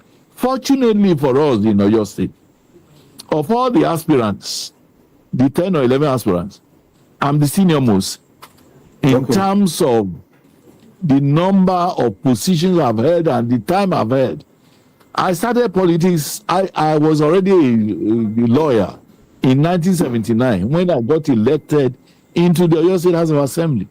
No other person has had that experience of all the aspirants. Okay. And twice I have been a commissioner at the state level, and again at the, as a minister. All right. So I have all the requisite experience which all others have not had.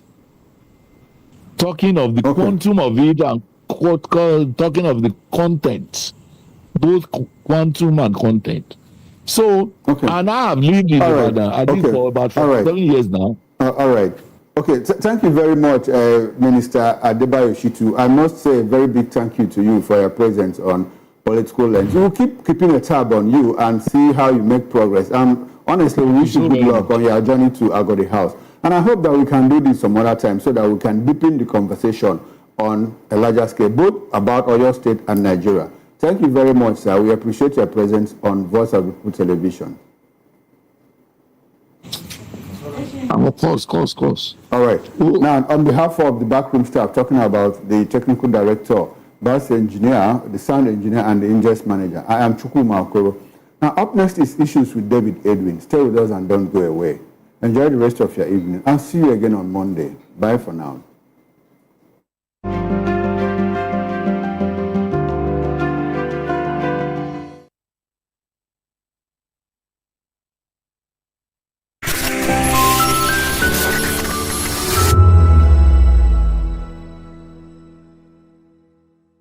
Hey everyone, this is Desmond Elliott hanging out at Colgate Face of Africa. I'm saying keep watching, don't change the dial. This is Vop TV. Find us on People's Voice, where we amplify the voice of those that matters the most. Join the conversation, Share your thoughts with me. I am Xavier Udo. Weekdays, Monday through Friday, from 4 p.m. to 5. Don't forget, our voice matters the most. Let us come together and share our concerns. Thank you.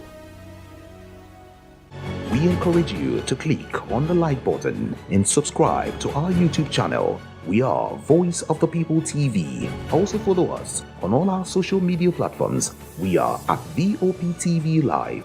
Visit our website www.vop.ng for fresh and trending news. Also watch us live on SLTV channel 264.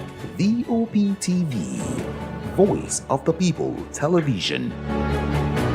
The red carpets, awards, the razzmatazz, music, fashion, interviews, and more.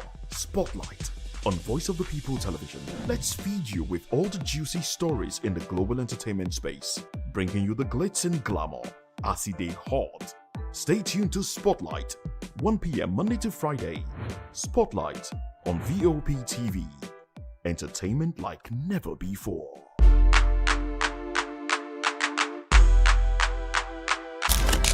In a world where power shifts with every headline, In a nation full of questions. in a world filled with noise, the truth needs the voice. The policies that shapes our world and the economy that determines our future. Every hour, every day, the grapevine keeps buzzing. And together, we are committed to telling the stories that shape our world because your voice is our focus. Don't forget, our voice matters the most. Let us come together and share our concerns.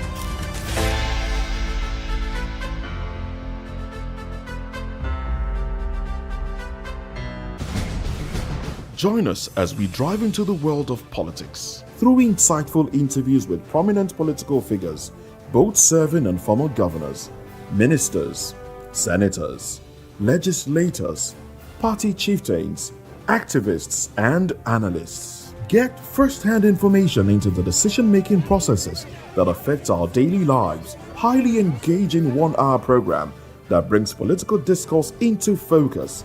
I am Chukwuma Okoro. Political Lens, Monday through Friday, 6 to 7 p.m.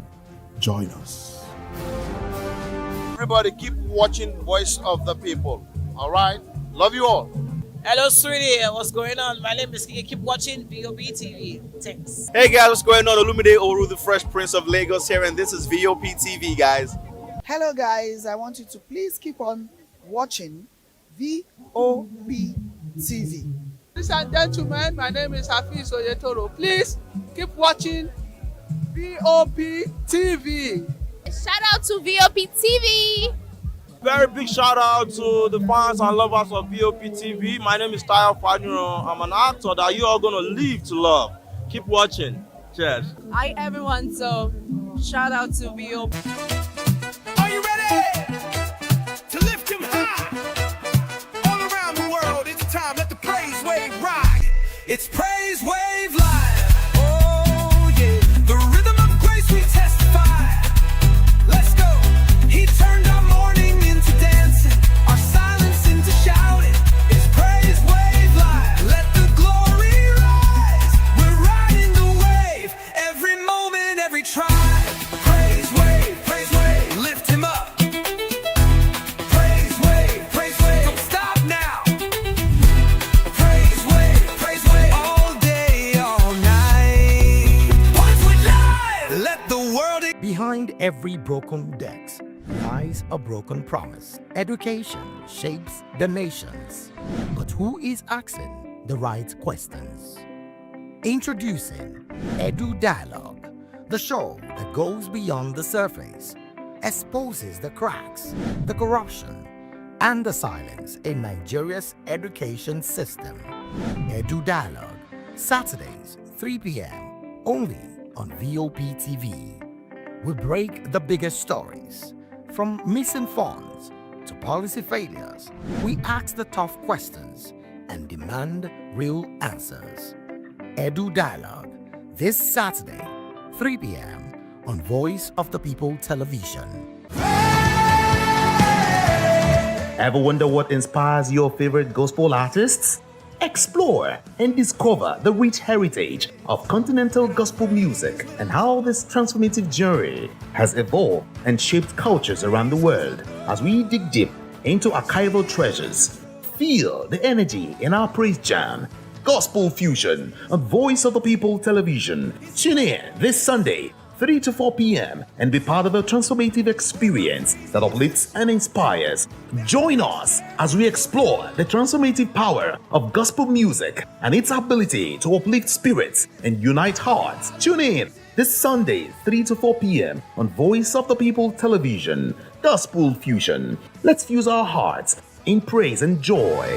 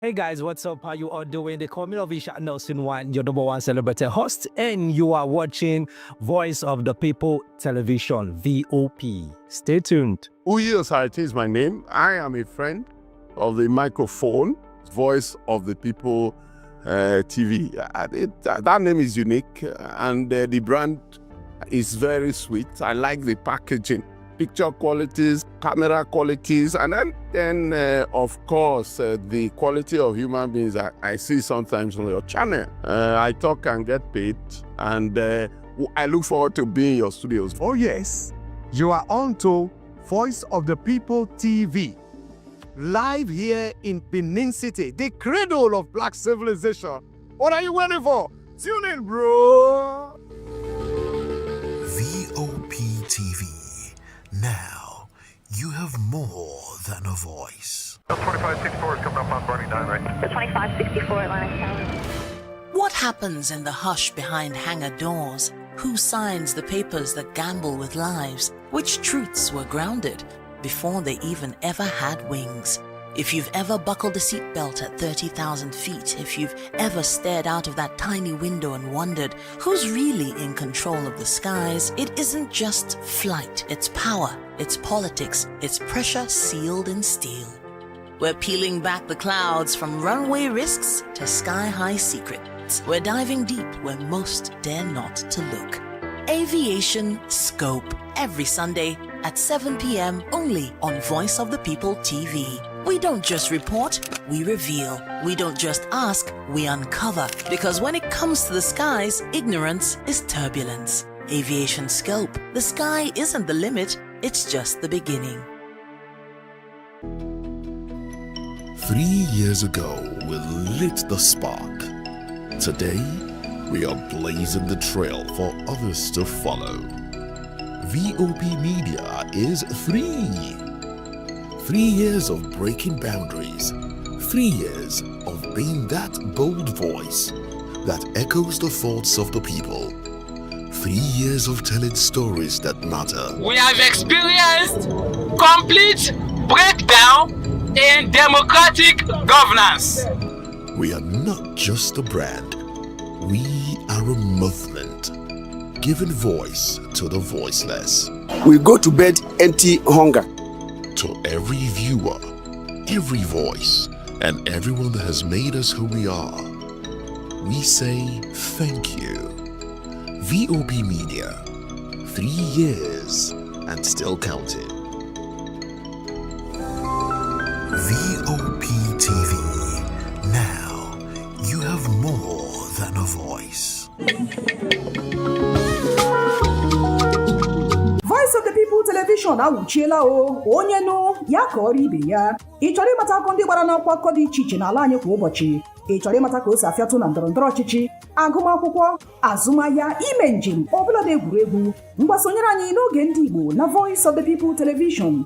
Anyị nwere ndị ọbịa bụ ọkachamara bụkwa ndị ga-enye aka tapịa isiokwu ndị anyị jiri bịa kwa ụbọchị. Anyị ga-eji ka o siri gbaa n'akwụkwọ akụkọ dị iche iche wee malite tupu anyị akọzie n'uju n'ubi onye anyị bịara na nke ya. Ịgbamụrụ nzem ọzọ kedụkosi aga ya gaziere onye ukwu ma gaziere onye nta. Mkparịta ụka tọrọ atọ ka anyị ga-ewetara gị bụkwa nke ga-eme ka ịmata ka ihe si aga n'ala anyị bụ Naịjirịa ọbụladị na mba ofesi. Oge ndị Igbo na Voice of the People Television ga na-abịara gị site n'ụbọchị Mọnde ruo Fraịde na SLTV Channel 264. Ekwekwala ka akọrọ gị ya akọrọ. Chetakwa na ọ bụ na SLTV Channel 264 ka ị ga-ekiri Voice of the People Television. Voice of the People Television. Ugbu a iwere karịa olu. My name is Esther. They call me the Oga of them are the general overseer of them all. Every man, every woman has got a voice where integrity is the volume. So this is Voice of the People's TV. Voice of the People's TV. So this is the people's voice. And the people's voice is the voice of God. That's the voice populi in Latin. The people's voice is the voice of God. So keep watching Voice of the People. In fact, my name is Voice of the People. Keep watching MC Adobe King. Hi guys, my name is Kagan. I am Nigeria's biggest tech content creator, and I just wanted to give a quick shout out to Voice of the People TV. Keep watching, enjoy, and you're welcome. My name is MC Alamano. They call me Enjoyment Landlord. It's VOP TV. Keep watching VOP TV. Don't touch it down. Even if you want to touch it down, increase the volume. If you don't increase the volume, I told me. My name is Collins Agawabe, popularly known as No Maiden, but last, more than No Maiden, or more. Not be all so the cook right at the fry plantain. We keep on watching VOP TV. The voice of the people, the voice of Edo. If you want to get the authentic news for Edo, the way it be, that's why they show and all the content anything come on at VOP TV.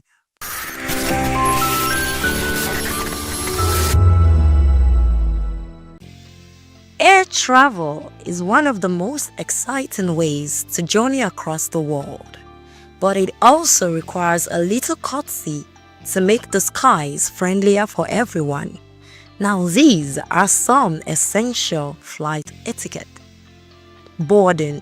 Boarding is smoother when we all follow instructions. Stick to your boarding group, keep your pass handy, and step aside quickly once you find your seat. A little order goes a long way in getting everyone on board faster. Overhead bins. Now these are for everyone. Place your larger bags above and keep smaller items under the seat in front of you. That way, there's enough space for all passengers and fewer delays. Phone use. Now this, once the aircraft door closes, all devices must be in flight mode. A simple switch helps keep communication safe and smooth for both crew and passengers. Talking about the middle seat rule, the unwritten rule says this: if you are in the middle seat, both armrests are yours. It's a small courtesy that can make flying more comfortable for all. Noise levels. Keep conversations and devices at a reasonable volume. Headphones are a traveler's best friend, and courtesy in the cabin ensures a peaceful flight for everyone. Talking about disembarking. When the plane lands, don't rush the aisle. Wait for your roll's turn. Collect your belongings quickly and move forward calmly. A little patience makes disembarking hassle-free. And lastly, hygiene and health. Of course, hygiene matters. Always cover your mouth when sneezing or coughing. Use sanitizers and keep your space tidy. Clean habits make for healthier skies. Flying is not just about reaching your destination, it's also about the experience we share along the way. With these simple etiquettes, we can all make air travel smoother, calmer, and more enjoyable. Praise Peters for Voice of the People TV.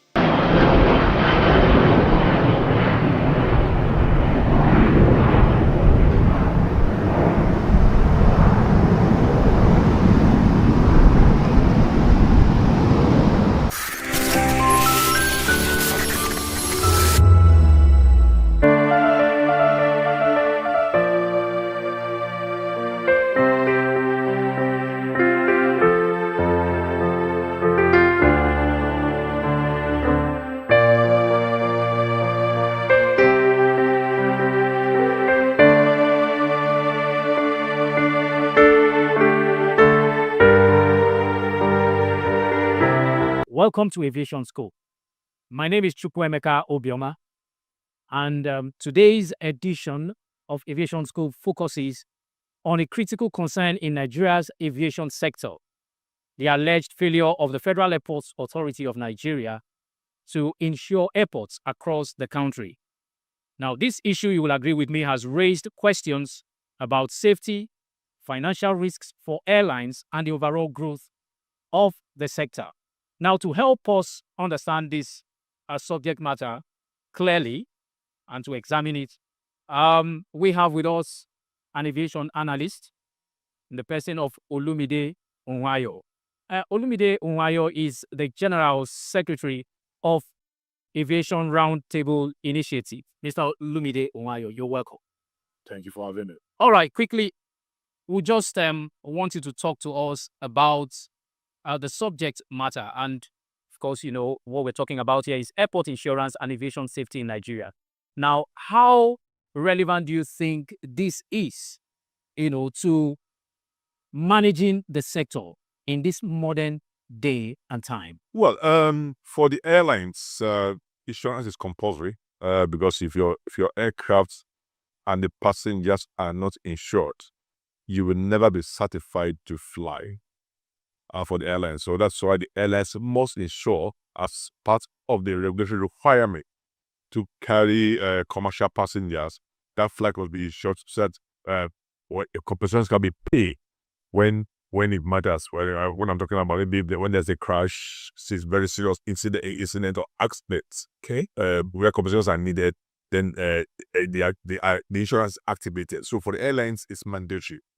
Again, the airlines also have another insurance that covers the aircraft itself when parked or flying into some countries. And that is why for Nigeria, that is described as a high-risk country, some of those foreign airlines are made to pay higher premium for their flights operating to Nigeria. And once an airline pays higher premium operating to your country or operating a flight, the only person that suffers is the passengers because it reflects on the fare that's being advertised for passengers to buy. So airlines insurance compulsory for carrying passengers, for the passengers and goods that they carry. Then extra insurance are made for why the aircraft are parked, for insecurity where they are parked. For some countries, or for some cities where you know the high risk is, you probably have to do an extra insurance for that. And that's why, again, there are some aviation weather minima that the insurance will tell you if you do not follow it, you will not get compensated, and airlines are forced to. If you remember the last time, NIMET, the National Meteorological Technology in Abuja, went on strike. Some airlines obeyed, the majority of the airlines did not obey. And you know why they did not obey? Because the law says for you to fly, you must get your weather report from NIMET. But with the modern trend, with weather apps everywhere, reports on different TV stations, you can easily get your weather from every other source. But since the law says it's from NIMET, if you fly and something happens, and it was found that at the time you took off, it was not NIMET that gave you the weather, then the insurance will have issues with insurance paying. Now, moving from the airlines to the airport itself. Airports are also supposed to insure the airports.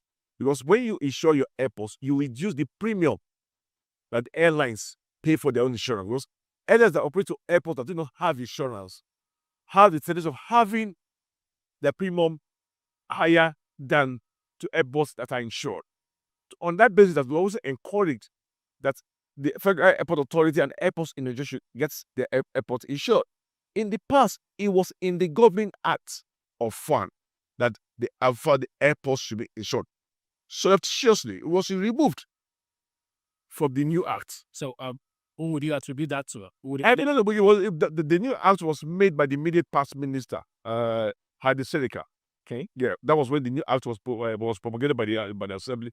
But that particular section was not in that act. Thereafter, under the present government, fund have gone now to insure some of the airports, some aspect of the airports, not in totality. So as of today, we are not sure which part But I am sure that they've done the terminal. They've done the terminal. They've done part of the air side. But you have the runway itself. So what happens when we have an incursion, the runway incursion, that disturbs destroy an aircraft about taking off, about for somebody crossing the perimeter fence? What happens if when we have issues of robbers jumping over the fence and trying to attack aircraft that are taking off? It's happened before in Nigeria, and that flight was delayed. And every delay and cancellation is an extra cost to the airline. So who pays for that extra cost? These are the things that if there's an insurance, the airline can sue to fund, can discover and talk to an insurance company. These are the things. Then again, you have the issue of the best strike, which is something that has to do with not only fund but the community around fund. So it's a work but it's the responsibility of fund to ensure that the airport is safe enough, and the issue of best are reduced to the PRS minimum. We agree that the best strike is all over the world. The last Korean crash, it was birds that brought that aircraft down. So, but we need to continue to work that we reduce the incidence of bird strike within and around the airport, and that's also to be part of the insurance payment that should be considered, because most airlines now, airports in particular, are on a day had about 2 or 3 bird strikes, and that has affected their services, their income, and who pays? All right, that brings me to the remarks of the CEO of Overland Airways. What's your take on that? Do you truly believe that the Federal Airport Authority of Nigeria failed in its responsibility to actually insure airports across the country? A situation which has had a detrimental, impact on domestic airline operations. The CEO of Overland is an experienced pilot, an experienced investor, an experienced manager, and an owner of an airline, and again own airline. He has managed to keep himself afloat over a long period of time. Even before the Epis came on board, he has always been there. He was there before Eric, and he's still there today. So I commend him for his tenacity, for his professionalism, for his ability to manage himself through this landmines of the Nigerian aviation industry. But you see, after his statement, fan reacted and said that his statement was not totally true. That they have insured the airports, and today, Japan is among countries who can say its airports are insured. I know for a fact that about early this year, what part of the budget that was sent to the government for approval was for money to insure the Nigerian airports. Now, what aspect of the airport was insured? A question. That's $1 million question. Because if it was the terminal that was insured, then Captain Boyo, the owner of Overland, have a right to cry out, because his aircraft are not in the terminal, but parked outside the terminal on the airside, and he still has to deal with a runway that might not be in a good shape, like the one in the airport that was causing destruction to the wheels of the aircraft before they had to close it down. Like the bird sack was also talking about, the other on the airside. So if you say you have insured and the terminal building that you have insured, then that insurance will not cover he who owns aircraft that are on the airside. So his cries might be genuine, okay, and maybe right, but the father has been that is not true. So isn't we believe? So there's a need for the two parties to, yes, like I said, it's one that, as we're sitting here now, you can ask me, have I insured we are insured? I can tell you yes. Then next question has been to me, what insurance did I do? I mean, I've just insured this to my seats, myself, and this table. And this is the distance I want insurance to cover. But I will tell you, I have insured. But you are still there. That insurance does not cover you. And I think that is what is happening right now. There's a need for both parties to come out clearly. Okay. What is your insurance covering? What you have for fun? What is your insurance covering? Fully. Let's just know what covers and what the LS are supposed to get. Because if it's only terminal, then it only covers those who are using the terminal, which include the passengers, the airline counter staff. But the critical equipment, the one that causes the airline big money, is the aircraft itself that's on the outside of the airport. And that is one, I think that's what has made the captain to cry out. Okay, we'll go on a short break, and when we return, Aviation Scope continues. Don't go anywhere. Nigeria's aviation sector remains one of the most critical pillars of national infrastructure. At the heart of its smooth operation is the Federal Airports Authority of Nigeria, FAN, tasked not only with managing airports but also with safeguarding them through comprehensive insurance policies. From massive terminal buildings to runways, control towers, and cargo facilities, FAN ensures key infrastructure against fire, vandalism, terrorism, and national disasters. This ensures that in the event of damage, airports can quickly recover without disrupting the flow of passengers and goods. Beyond infrastructure, FAN also provides liability insurance, covering passengers, airlines, and airport users against accidents that may occur within airport premises. This includes baggage handling, cargo services, and even ground operations, giving both travelers and operators a sense of safety and trust. Staff working at Nigerian airports, firefighters, engineers, ground handlers, and security operatives are also insured through group life and accident policies. This guarantees compensation in case of occupational hazards, reinforcing the agency's commitments to worker protection. In line with international standards, FAN collaborates closely with the Nigerian Civil Aviation Authority to ensure compliance with global aviation safety regulations, particularly those of the International Civil Aviation Organization (ICAO). Experts say these insurance frameworks are not just about financial protection, they are part of FAN's wider risk management strategy, one that builds resilience, protects investment, and reassures both local and international travelers that Nigerian airports remain safe, secure, and reliable. 2564 is coming up on Barney 9, right? The 2564 Atlantic Tower. What happens in the hush behind hangar doors? Who signs the papers that gamble with lives? Which truths were grounded before they even ever had wings?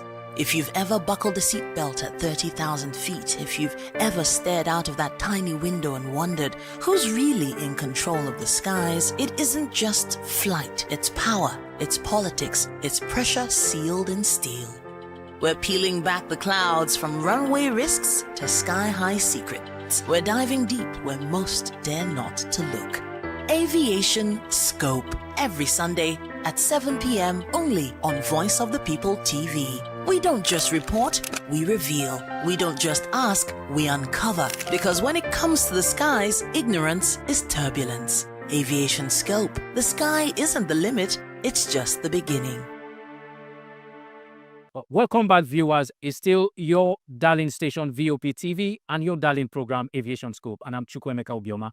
And today we are looking at aviation safety vis-a-vis the need to insure airports across the Federation. And I have here with me the Secretary General of Roundtable Initiative in the person of Olumide Onwayo. And we've, been doing justice to this matter. And we're going to continue from, where we stopped at. And I'm asking now, sir, could you explain the purpose of compulsory insurance in aviation and how it protects both the public and key industry players? I think that's some of it in the first part. Now, compulsory insurance. Just break it down for us. Compulsory insurance for the airline. See, that the airline must be an airline going on a scheduled service. Okay.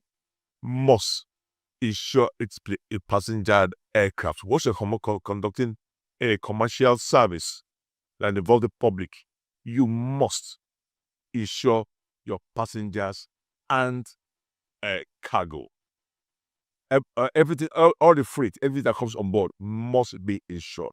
And this is necessitated by the for the airlines to be able to pay compensation in the event of accidents, serious incidents, or serious accidents.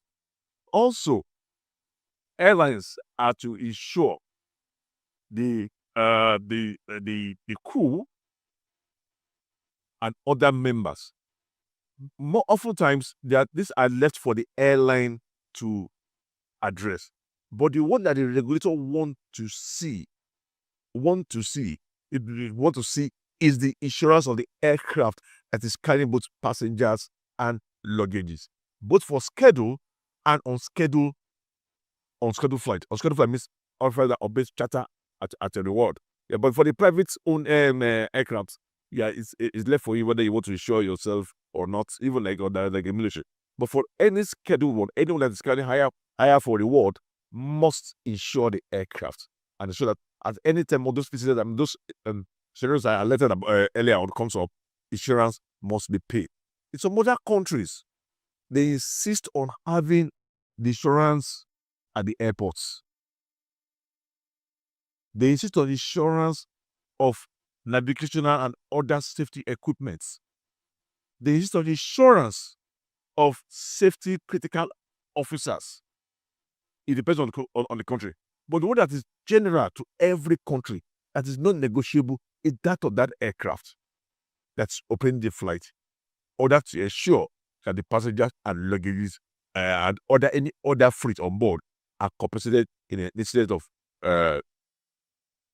accidents, serious accidents, or any other reason that affects the comfort or the service being provided for those carried on board, which include the passengers and goods. All right, let's move away from that a bit. Could you just talk to us about poor airport infrastructure and the challenges that poses for airline operations in Nigeria? I think the first thing I saw, one of the things you sent to me was what was the first thing that strikes me when I get to the airport, and I feel it's part of the instruction that's not available. I think the first thing I should look at is walking to an airport, and I did not know the next flight in leaving. Or when my flight is leaving, that I had to run to the counter of the airline to ask when is your available flight. Because for those coming to the air flight on that day of travel, they are the one that buy the most expensive tickets. Because traveling is a necessity. It's not like those of us or others who would have booked ahead before coming to the airport, so you get good fare. But for you coming to the airport that day, you're going to pay for that emergency travel.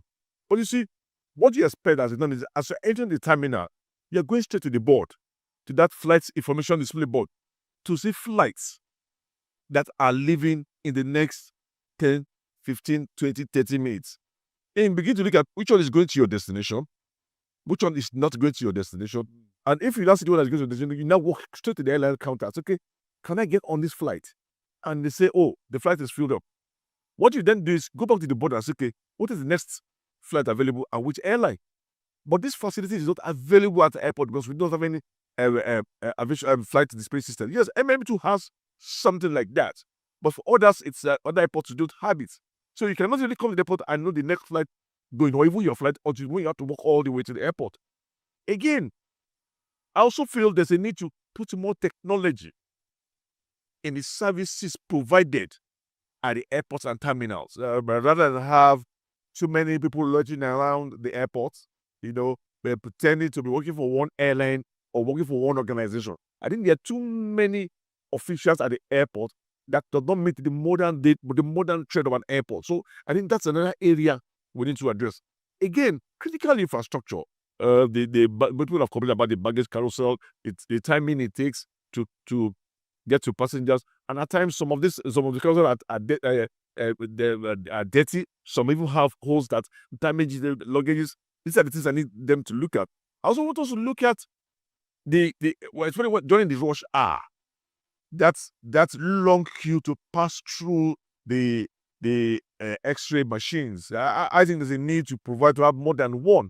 It's on the station and people and Johnny can have almost all the machines should work at the same time so that it can ease the movement of passengers. Because once all this help in delaying flight, and the only thing the passenger sees in his mind is, I'm supposed to leave by 7. I'm not leaving by 7. Nobody is looking at all the other things that delayed them to get to the aircraft before 7. It is the flight that did not bad at 7 that gets the beating, that gets the bashing. And also see the airlines also complain that, yes, if you don't want flight to delay, they also improve on infrastructure, improve on access to do the terminal and services provided within the airport terminals. Because you see, the thing about this, once a flight is delayed, if you delay a flight instead of or an wrong flight, that delay cascades throughout the day. Because that aircraft is not operating only one flight for the day. It's going to about 4 or 5 places. So as you delay from the very first one, it cascades throughout the day. And in cascading, that time of delay, if yours was delayed by 15 minutes, you can be sure the next flight is supposed to operate will have about 30 minutes delay. But you have to add that 15 minutes from that one, which has fallen into the time of the second flight. So that's how it builds on until the end of the day. And that is why, for those operating international routes, operating to airports that are very busy, the workers, the service providers there, they give you a window. If you're supposed to come in 9 to 10, you must come in 9 to 10, because once you're not there 9 to 10, as from 10 o'clock, they are moving to the next airline or next customer. The organization there will not have it's not a place like here where you pay peanuts. So we will not have extra passenger, extra workers on ground waiting for you, because once you miss your slot, it goes to the next. And that's why you see people always want to move on time for the international flight, for airports that are constrained, because the workers are not going to just there for you. They're there for you for a specific time, and if you're not there, you will miss it. So infrastructure is very important in building the efficiency of flight operations and also making the passengers want to come back and fly us. And you see, once the airport is efficient, once the airport has the facilities, then you have more flights, you have more airlines. Today, we do not have an airport, international airport, that has a hub status. Hub here means that that one of the major airlines is using as the point to take its passengers out of the country or to connect to the country. Neither do we have any transit facility in our international airport. What do you think is responsible for? The transit facility here is that if Airpeace, let's take Airpeace as operating international, if Airpeace is bringing a passenger from London who is going to Gabon or going to Ghana, the passenger, if once they land in London, the passenger just need to transit into an Airpeace flight that's going to Ghana.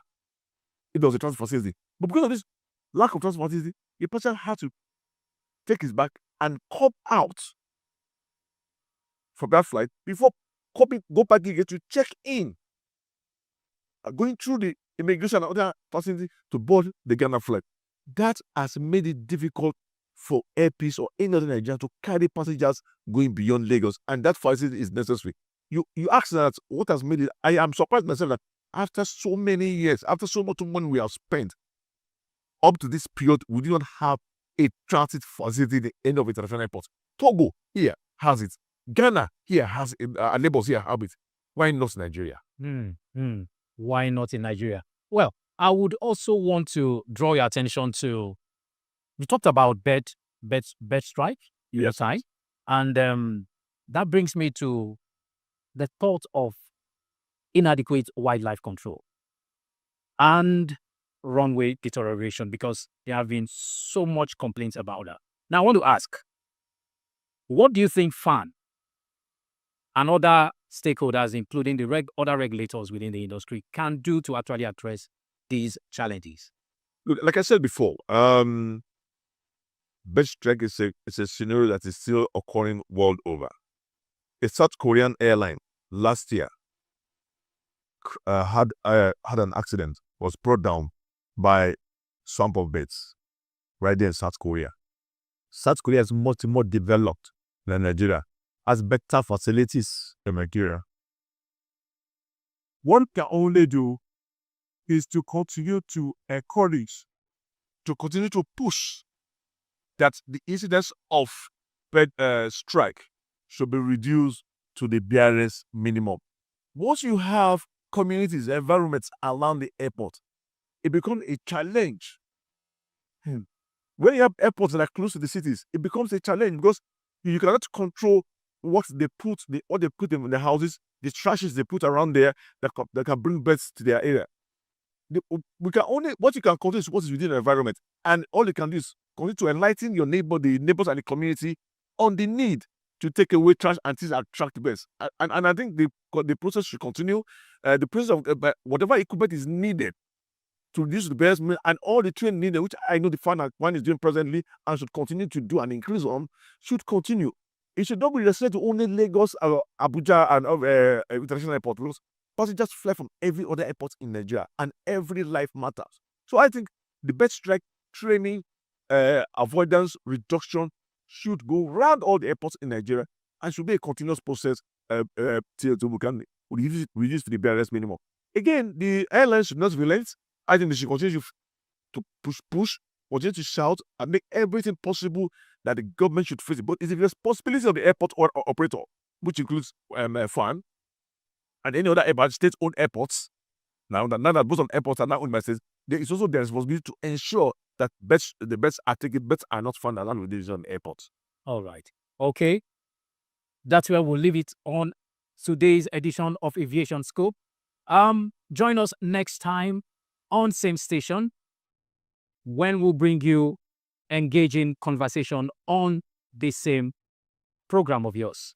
And a very big thank you to our guest for his insightful contribution, Mr. Olumide Onwayo, Secretary General of a roundtable aviation roundtable initiative.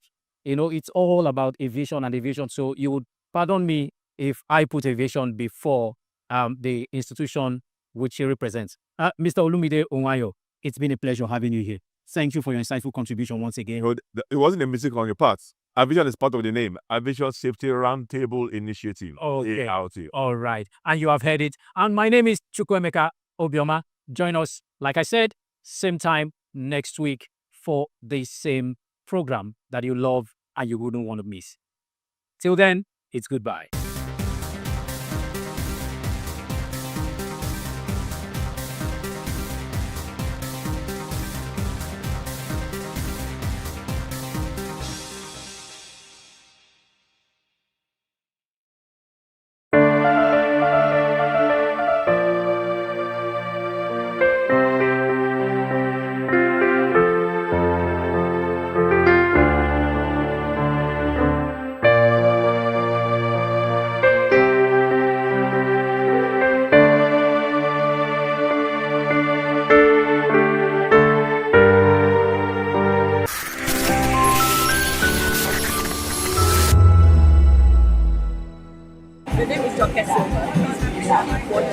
Join us on People's Voice, where we amplify the voice of those that matters the most. Join the conversation. Share your thoughts with me. I am Savior Udo. Weekdays, Monday through Friday, from 4 p.m. to 5. Don't forget, our voice matters the most. Let us come together and share our concerns. Thank you.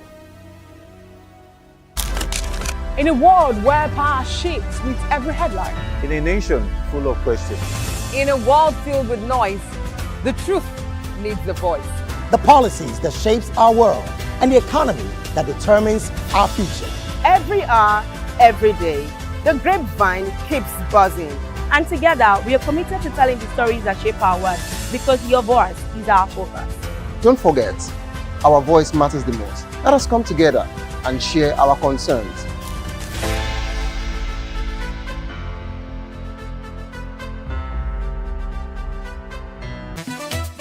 Are you ready to lift him high?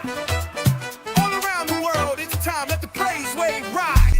It's Praise Wave Live. Oh yeah, the rhythm of grace we testify. Let's go. He turned our mourning into dancing, our silence into shouting.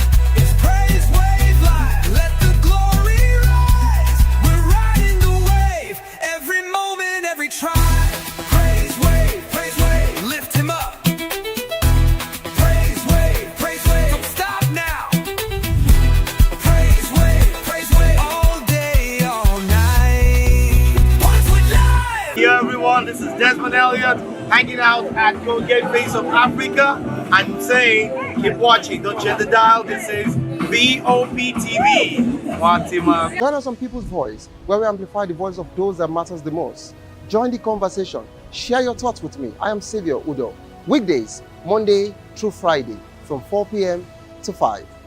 Don't forget, our voice matters the most. Let us come together and share our concerns. Thank you. This is Health Check, your weekly guide to better living, smarter choices, and trusted answers. From everyday wellness to urgent health issues, we've got you covered. Health Check, only on Voice of the People Television, where your health has a voice.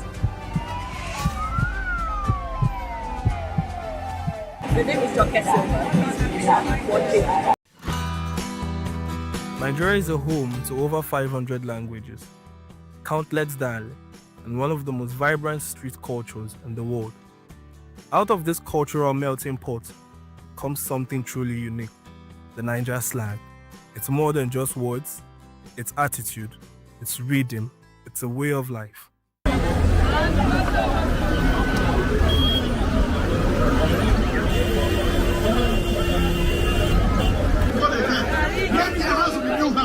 One precious with 100 naira. If no one will they say, you buy one. If you sell for Papa house, you buy three. If your house on that price, you stay. And you don't have any way to buy.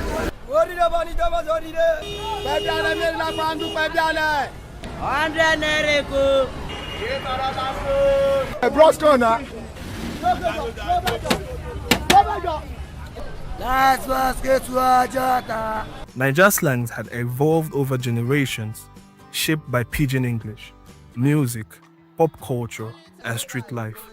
In the 70s and 80s, slang like shy or high and no wahala rode the street. By the early 20s, Nollywood and hip-hop added a new flavor with words like area boy, how it be, rugged you, and jant, short word for London or abroad. Monkey no fine, but the mama like her. No shaking. Today's slang travel fast through music and social media, creating a shared language that unites over 200 million Nigerians. Let's break down some of today's most popular Nigerian slangs that we have all heard. Wahala, abeg, japa, ichook, shey you dey whine me, BC, omo, e don cast. These words carry history, humor, identity, showing just how dynamic Nigerian English has become. Music is one of the biggest vehicles for slang. Afrobeat artists like Burna Boy, Wizkid, Olamide, Rema, and Davido sprinkle slangs into their lyrics, turning street phrases into global catchphrases.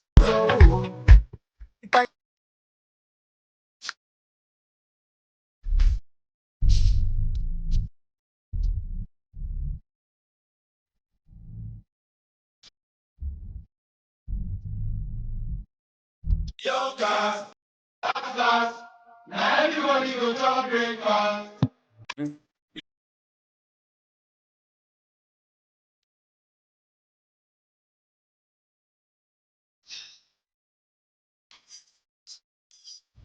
More big body, I'm a diallo. And I get other girls and I love them all.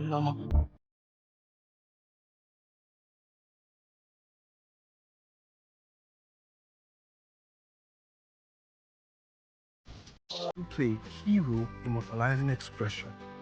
In a country where music videos hit millions of views in days, slang is now exported worldwide. Social media has supercharged slangs. Platforms like TikTok and Twitter have turned everyday slangs into viral sensations. Words like Sapa, You Don't Cast, Omo, and many more spread quickly online, resonating with millions. Content creators, comedians, and influencers have become slangs ambassadors, making sure Niger street talk reaches global audience. In a country with over 250 ethnic groups, slangs has become a unifying language. Whether you are Yoruba, Igbo, Hausa, or Tiv, Nigerian slangs connect people across cultural divides. It also represents creativity and resilience. Even serious political discussions are laced with humor and slang, making conversations lighter yet still powerful. Nigerian slang isn't just language, it's identity, it's humor, it's history. It's a voice of over 200 million people expressing themselves with confidence and style. So next time you hear Omo, you choke, and many more pidgin English, know this: it's a Nigerian slang, and it's not just a trend, it's a cultural export. I am Onima Franklin from Vop Tv. Vop TV. Now, you have more than a voice. The Ikogosi Warm Springs is a tourist attraction located at Ikogosi, a town in Ekiti State, southwest Nigeria. Flowing abreast the warm spring is another cold spring which meets the warm spring at a confluence, each maintaining its thermal properties. These attributes make the spring a tourist attraction in Nigeria. Research suggested that the warm spring has a temperature of about 70 degrees Celsius at the source and 37 degrees Celsius at the confluence. In 1952, Southern Baptist missionary Reverend John S. McGee, from his mission base in the nearby Ekiti town of Igede, went to the source of the hot and cold springs about which he had heard from the Ikogosi people. Initially, he was discouraged from doing this, and the reasons given were based on the tradition of the local residents, which was that nobody should ever visit the source of these two streams because of the idea that to do so would be to invite death from the supernatural forces that were responsible for this strange and most unusual feature of nature. In spite of the warnings, Reverend McGee made his way through the forest, up the hill to the source of the two side-by-side springs. According to Reverend McGee's brief written account, he's quoted as saying, "After seeing it, I felt that it could be used for a good purpose. I discussed with the people. I discussed the possible use of it with some of the Mission and Nigerian Baptist Convention friends. With the growing interest of Royal Ambassador work and youth work, we felt that it could best be used by building a youth camp. I took it up with the Ekiti Association, and we decided to build a camp for our residential areas and government areas. The land was secured through the convention." End quote.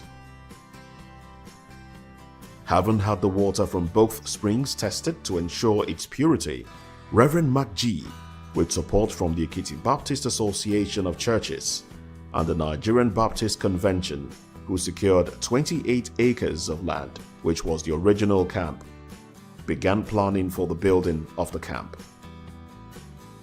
By the early to middle 1970s, the Nigerian government took control of the swimming pool and built some guest chalet adjacent to it, with a separate entrance road from that which the McGees had built to the camp entrance.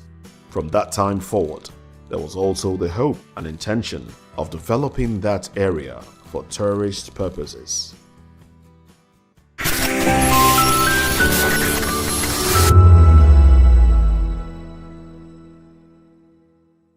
Nigeria, we hail thee, our own dear native land. The country which I have the honor to represent, the Federation of Nigeria, became independent and assumed the rights and the responsibilities of a sovereign state. On October 1, 1960, Nigeria took its first step as an independent nation, a land of promise, rich in culture and diversity, ready to chart its own course in history. Nigeria gained independence from Britain on October 1, 1960, with Nnamdi Azikiwe as the first president and Tafawa Balewa as prime minister. The early years of independence were filled with hope. Leaders spoke of unity, development, and the vision of a new African giant. The country adopted a parliamentary system of government with a ceremonial president and a powerful prime minister. In the 60s, Nigeria was the fastest growing economy in the world in the 60s. So what set us back was the military intervention in 1966. And since then till today, we have not recovered because or the progress that was made between 1960, and 1966. We've not made that progress since then till now. We started on a very good footing in 1960 when we became an independent nation. And by 1963, we became a republic. That is, you are absolutely a sovereign that can decide the direction you want to go. And at that point, we had our minor political issues that were quickly resolved because we had patriots who, during the colonial days, fought for independence. And so there was that unity of purpose. But within 6 years, that dream was shaken.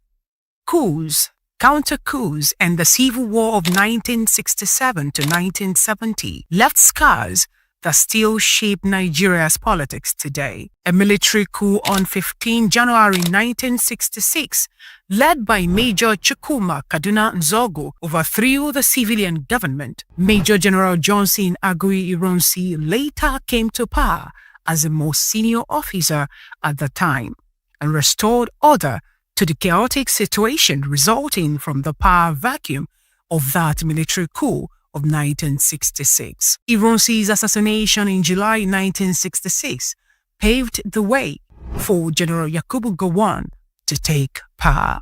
The Nigerian Civil War broke out in 1967, pitting the federal government against the secessionist state of Biafra. The war ended in 1970 with General Gowon's no victor, no vanquish principle, which promoted reconciliation and rebuilding. Gowon's administration focused on reconstruction, reintegration, and rehabilitation to rebuild the nation after the war. The military became both arbiter and ruler, stepping in whenever democracy seemed weak, but often leaving deeper cracks in the system. I, Sheikh Usman Aliyu Shagari, do solemnly swear that I will be faithful, and bear true allegiance to the Federal Republic of Nigeria, that as President of the Federal Republic of Nigeria, I will discharge my duties to the best of my ability, faithfully, and in accordance with the Constitution. 1979 marked the advent of a second republic in Nigeria. But that republic lasted just 4 years.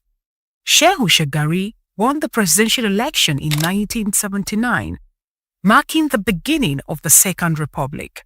However, his administration was plagued by corruption and mismanagement, leading to another military coup in 1983.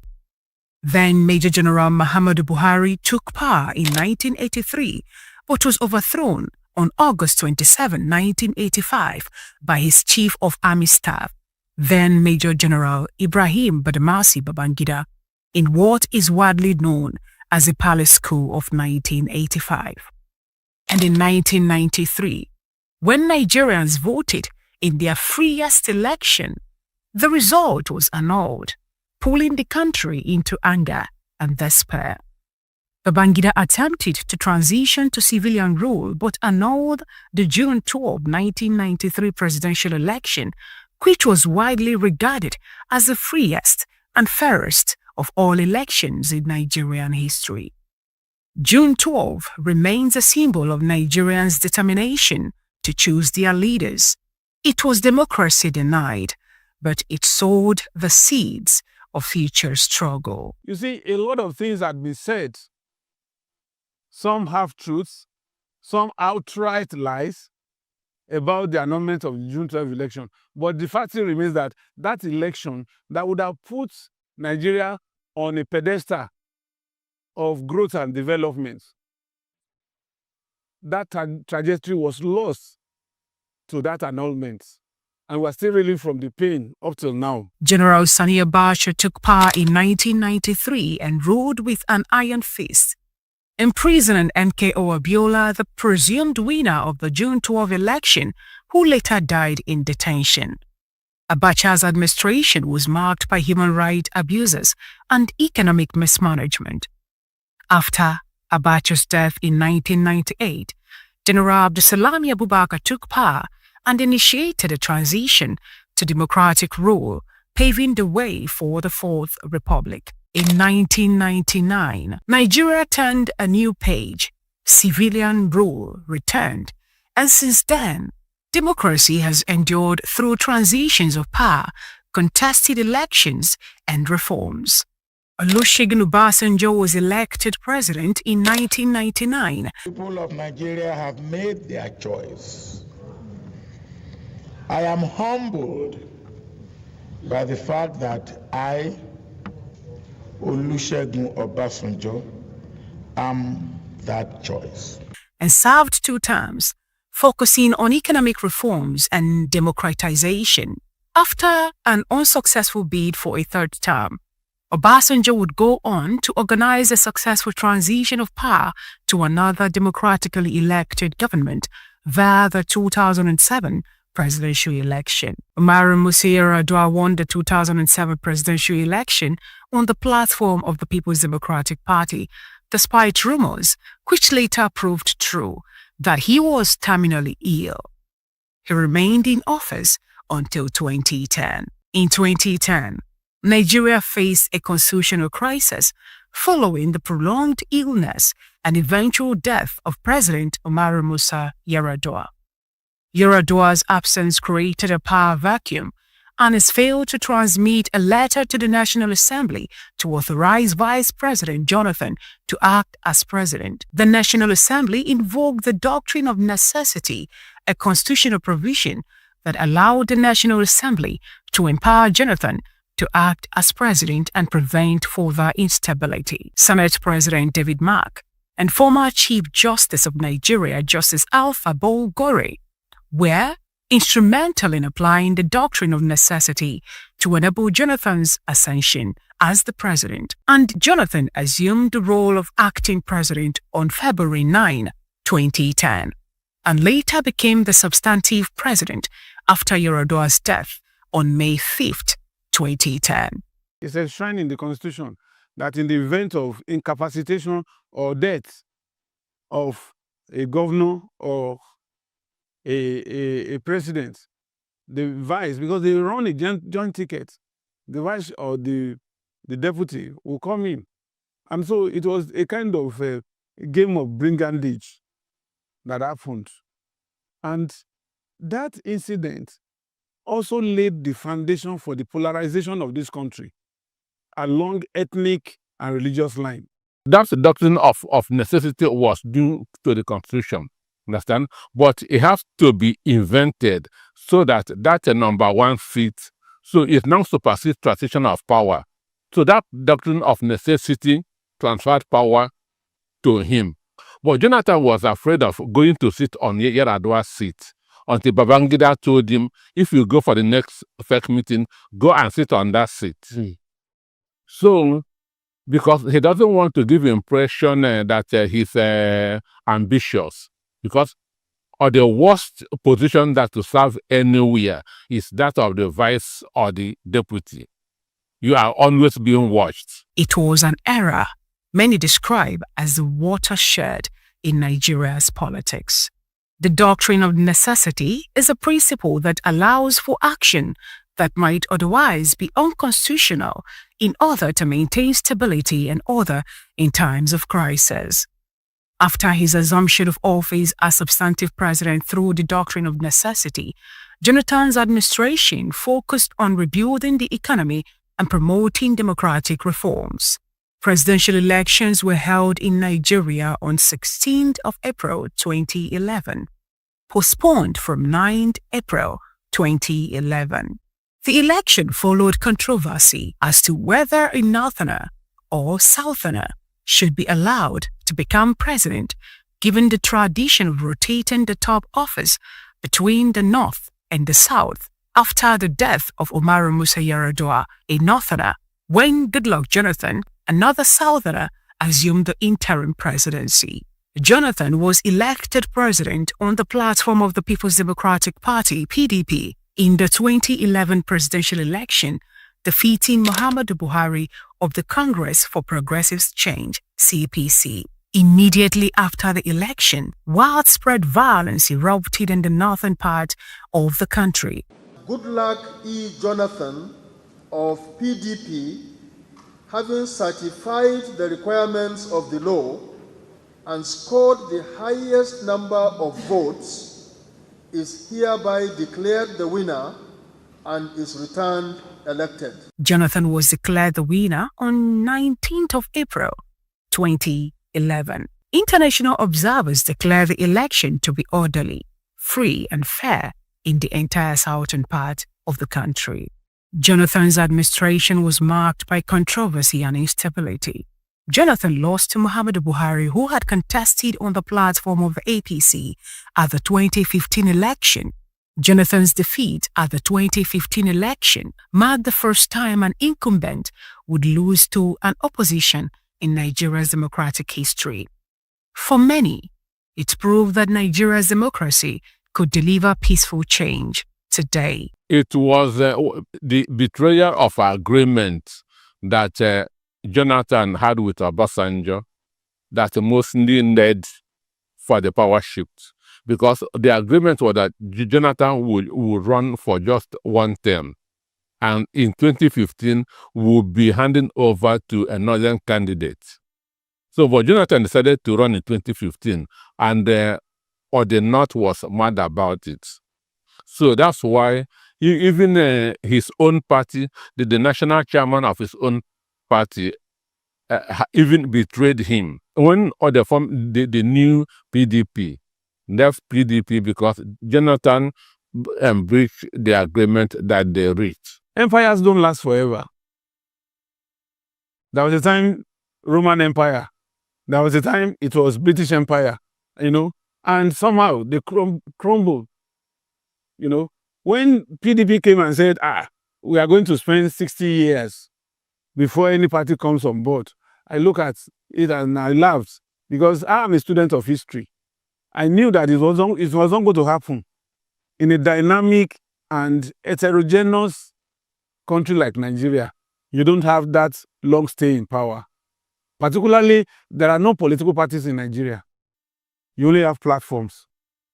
So the free will to move from one political party to the other is enough to let you know that there was no way a party will rule forever in Nigeria. Because the same set of people in today's APC were, except for a few, were the players in PDP of old.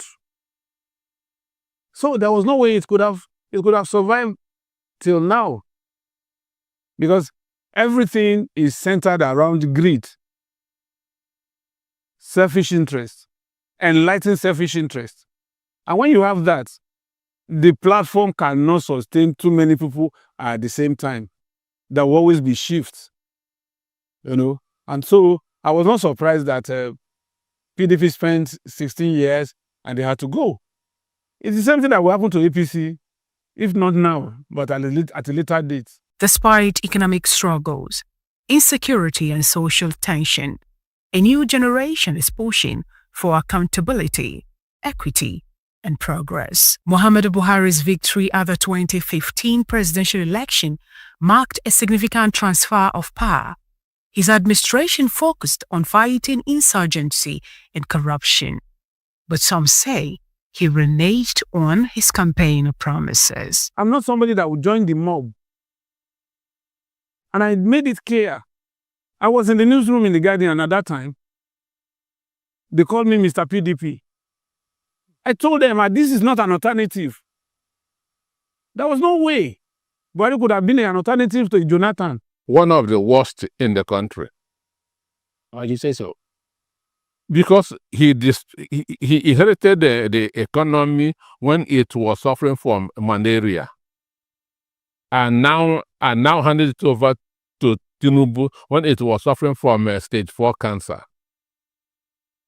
Understand me? So he messed up the economy, and I'm not surprised.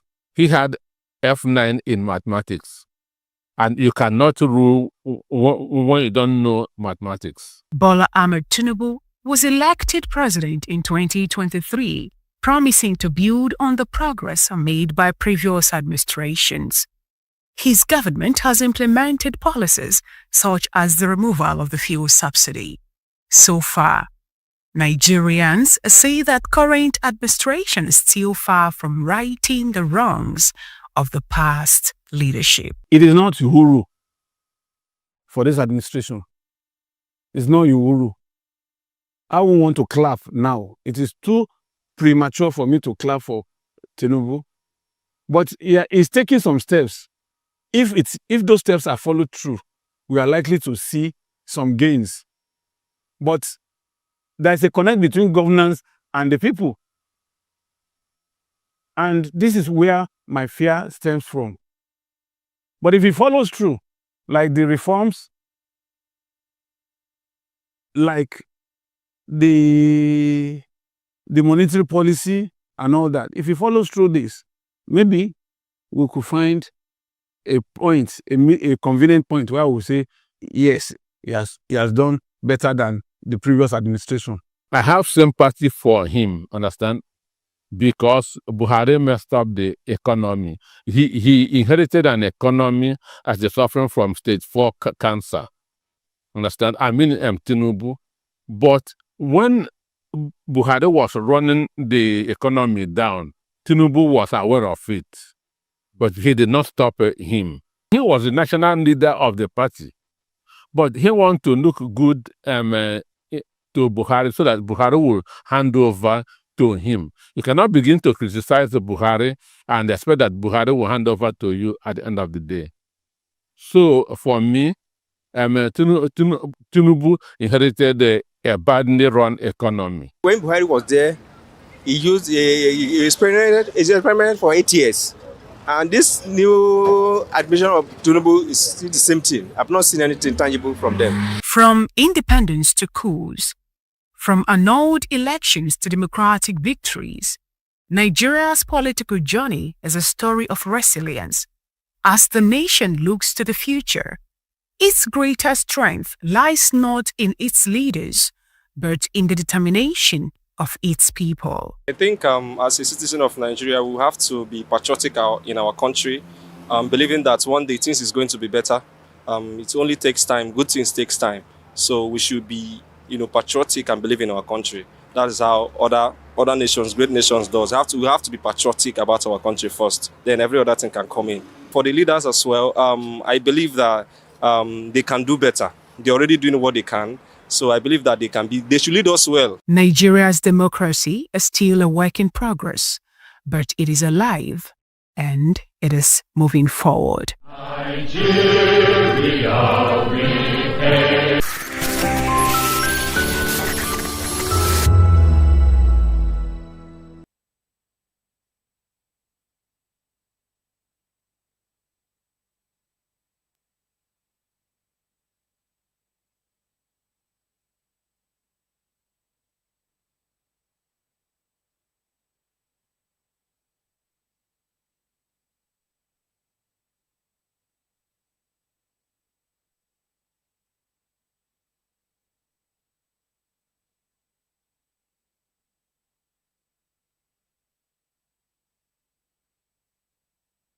In a nation full of questions.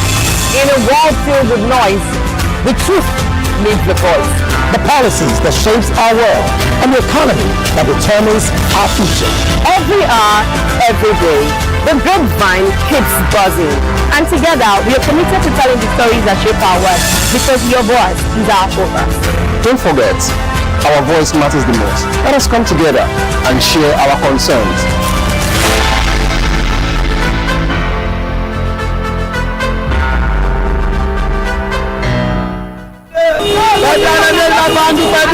Good morning! It's the start of a beautiful day. Or start your day right with a healthy dose of news, fun, and inspiration Join us on VOP This Morning for the latest news, trending topics, and uplifting stories to set your day on the right vibe.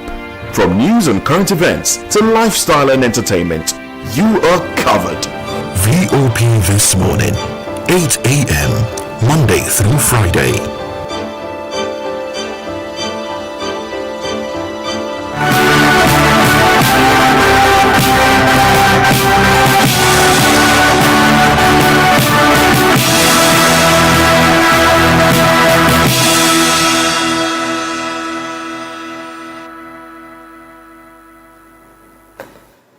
Well, hello and welcome to News Hour on Voice of the People TV. I am Vivian Oguche. Before we begin, kindly visit our website www.vop.ng for fresh and trending news. First, the headlines. Nigeria gets $876 million USAID support and third largest in Africa. Collaborative effort gets towards empowering educators. First Lady emphasizes need for urgency in addressing teacher shortage. Reps Minority Caucus meets Monday over Chinda's lawsuit. Jonathan denies affirming Buhari Boko Haram connection. Lagos Commissioner dismisses reports of demanding money to stop demolition. On the foreign scene, Badinok unveils plan to deport 150,000 illegal migrants annually. In business news, Wike says Abuja's 2 trillion transitway project will attract investors' interest.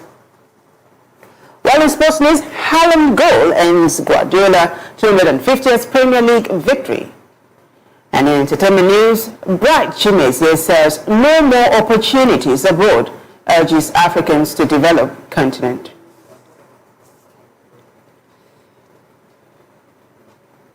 Now the news in detail.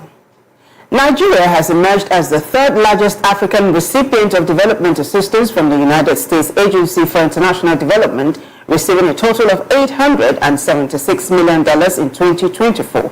This was disclosed in the Africa Sustainable Development Report 2025, jointly produced by the African Union Commission, the United Nations Economic Commission for Africa, the African Development Bank, and the United Nations Development Programme.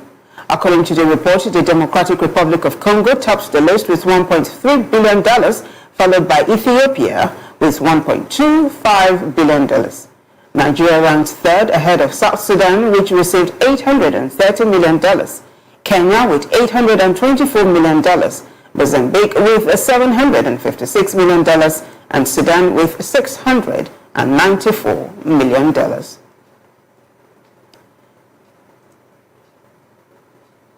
And now October 5th is World Teachers' Day, a date set aside globally to honor teachers for their role in shaping society and nurturing future generations. This year's theme shines a spotlight on the theme, recasting teaching as a collaborative profession. VPTV's Matthew Gunswada reports. October 5th, the world comes together to celebrate World Teachers' Day, a special occasion dedicated to recognizing the incredible role teachers play in shaping individuals and society as a whole. Teachers are not just educators, they are mentors, guides, and sometimes even role models. They open doors to knowledge, spark curiosity, and nurture the dreams of countless students. Teachers are the custodian of knowledge. Without the teachers, nobody can be who you are. Whether at home, you have teachers.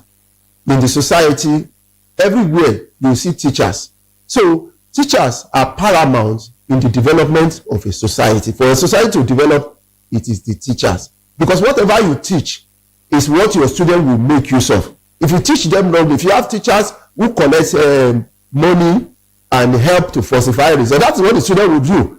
Because if he taught that is the way it is done. But if you have teachers who are diligent and straightforward, you see that is the way the student will behave. Teaching is not just a profession, it's a calling. It requires patience, creativity, and immense dedication. Despite the challenges, many teachers wake up every day motivated by the hope of making a difference. Teachers have to be allowed to do research in secondary school. Don't limit the research to higher institutions only, because the higher institutions, they depend on the teachers for evidences, for data. So the teachers are supposed to be conducting their own research because they are close to the children. We can quickly conduct a research now that we will use next week. Oh, the method I use now, I think that there's a method I can use again. Let me try this method next week. And you use it and it's okay. And then you write it, you make a project of it, and then you publish it, and every other person makes use of it. This is a good one. Oh. Look at people like JJ, like Rousseau, Piaget, all those philosophers in education.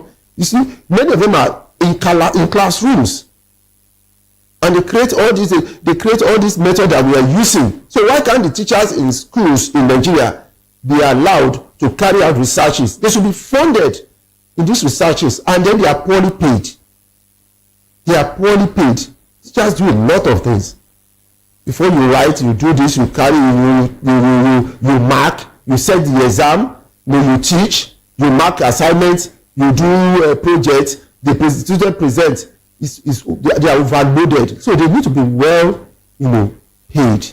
In classrooms around the world, teachers adapt to new methods and technologies, often going beyond their duties to ensure that every child has the opportunity to learn and grow. Education is positive. It's always in the positive direction. It has only one way, positive direction. The moment you make use of that knowledge negatively, then you are not educated. That's why we have political education, we have economics education. Political education means that the politics you learn or the office you use must be used for the good of the society. The moment you use it wrongly, then you have not been educated. As we celebrate World Teachers Day, let us commit to supporting educators, investing in their development, and recognizing their invaluable contribution to building a brighter future. Happy World Teachers Day. Matthew Ogunswada, reporting for Voice of the People TV. Thank you, Matthew. Meanwhile, the First Lady of the Federal Republic of Nigeria, Senator Oluyemi Tinubu, has celebrated teachers worldwide for World Teachers Day 2025, urging a renewed focus on addressing the pressing global teacher shortage. This was disclosed in a statement signed by the First Lady on Sunday, in which she described teachers as true heroes, shaping minds, nurturing dreams, and guiding generations. The First Lady acknowledged teachers' invaluable role in nation building and the future of humanity, and also paid glowing tribute to educators in Nigeria. She added that given her experience as a lifelong teacher, she holds deep respect for the profession and those who dedicate their lives to it.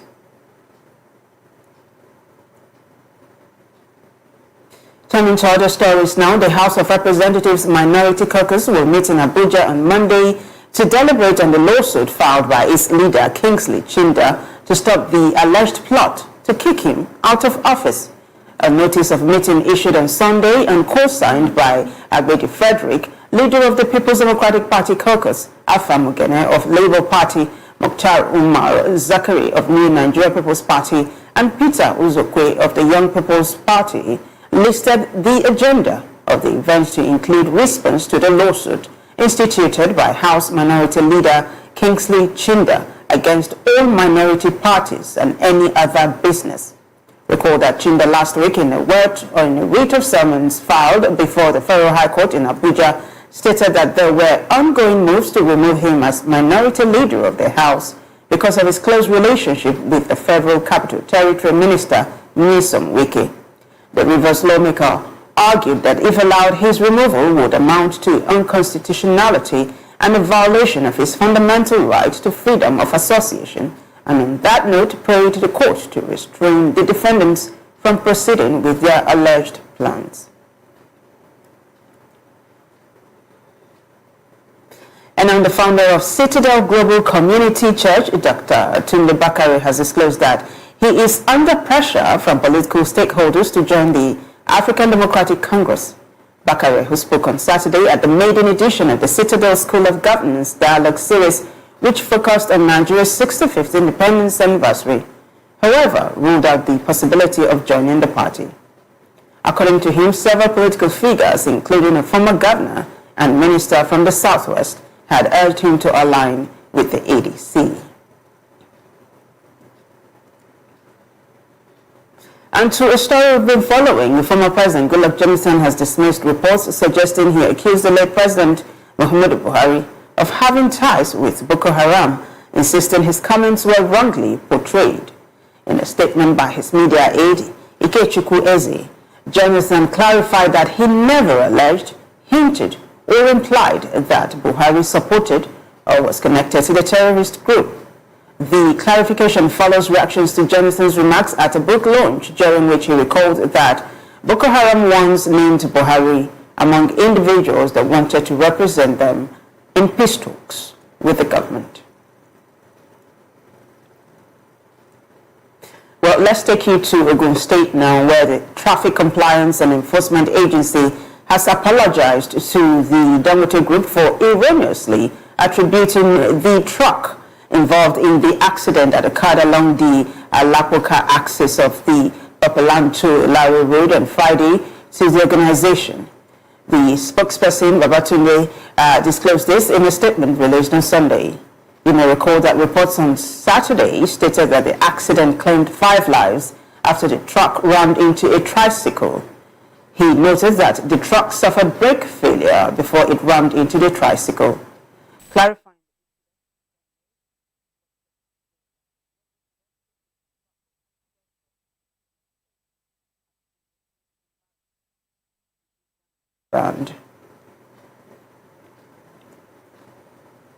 And away from that report now, family of the late former governorship candidate of the Social Democratic Party in Ondo State, Bamidele Akinweye, has vowed to resist any cover-up in unraveling the mystery behind his death. The Akinweye Betiku family, in a statement jointly signed by Papa C. M. Betiku and Pastor Akinyemi Michael Akinweye, lauded the state governor, Lucky Aiyedatiwa, for his swift intervention and firm assurance that the matter would not be swept under the carpet. Recall that following the mysterious death of the politician, some members of his immediate family have been quizzed. While describing the death as tragic and unpleasant, the family insisted that truth and justice must prevail. They vowed that whoever was culpable would not escape both the wrath of God and the due process of law, declaring that any attempt to conceal the truth will be fiercely resisted. Recall that Akinweye died with bruises allegedly found on his face and arm, his clothes soaked in blood, and his body discovered on the floor of the backyard of his residence, triggering widespread suspicion. Well, let's bring you back to Lagos State now, where the Commissioner for the Environment and Water Resources, Tokunbo Wahab, has dismissed reports that the ministry demanded payments from property owners to stop the demolition of houses at Oral Estate in the Ikota area of Lagos. The commissioner was reacting to a viral video wherein a woman was heard saying Wahab and other officials from the ministry had agreed to stop the demolition after requesting 1 billion naira and later settled for 700 million naira. However, in a statement posted to his official social media accounts on Sunday, the commissioner said neither he nor any official from the ministry requested or received money in that regard. Well, you're still watching News Hour on Voice of the People TV. When we return from the break, Imo begins payment of 104,000 naira to workers. Stay with us for this and more stories after this short break.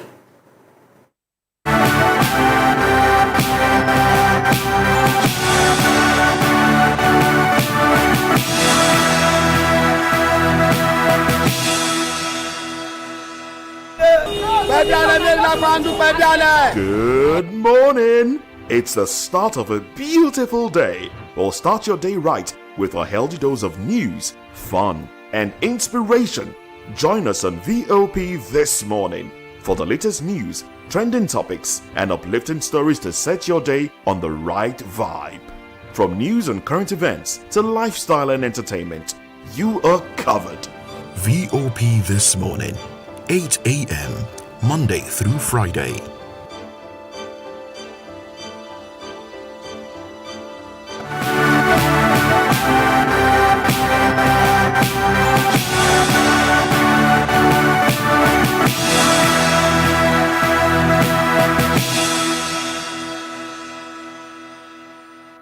Welcome back, everyone.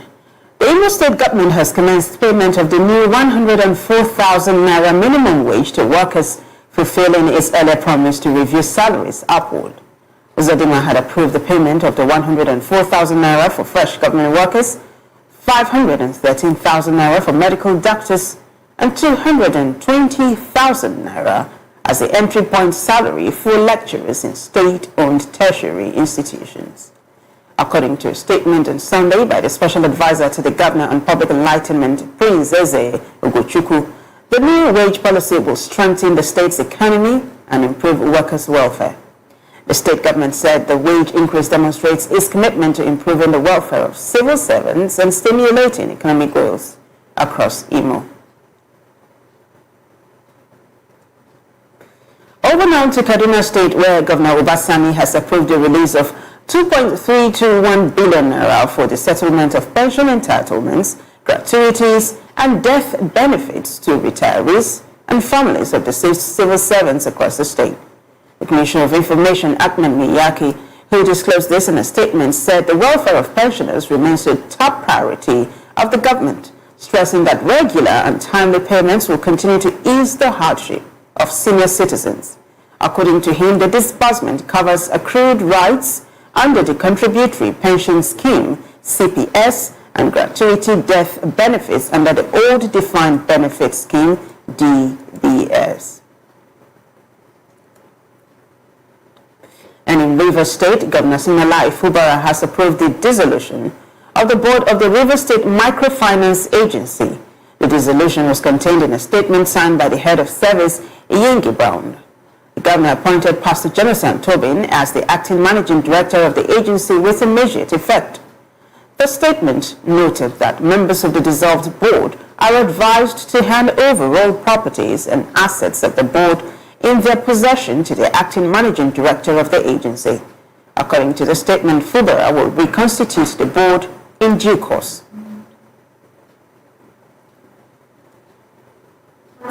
And now the National Drug Law Enforcement Agency says it has dismantled 2 major drug cartels behind 6 cocaine consignments designed for the United Kingdom.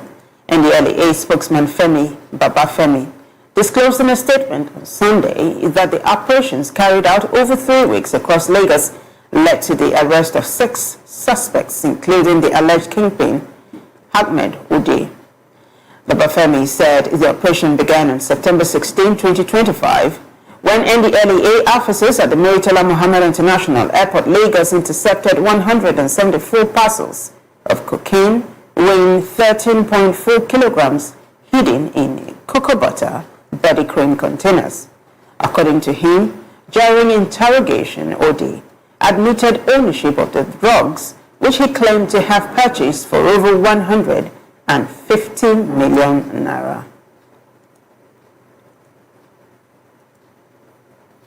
Well, after this short break, World Report, business, sports, and entertainment stories. Stay with us.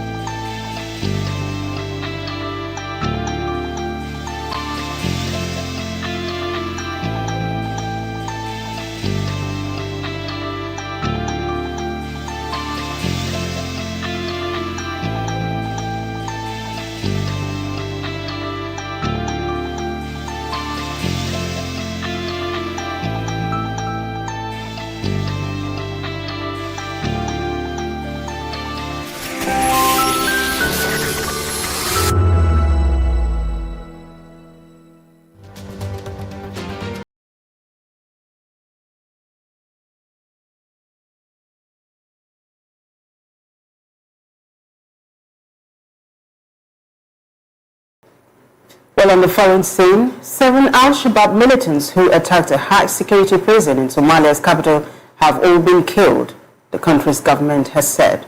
A huge explosion and gunfire were heard coming from the Godkajiko, a detention center that holds Al-Shabaab militants in Mogadishu on Saturday evening. In a statement, Al-Shabaab said it released all the Muslim prisoners from the facility and inflicted heavy casualties on those guarding the center. The militants disguised themselves as soldiers in order to enter the prison, a government-run news agency, Sona Live, reported on Sunday.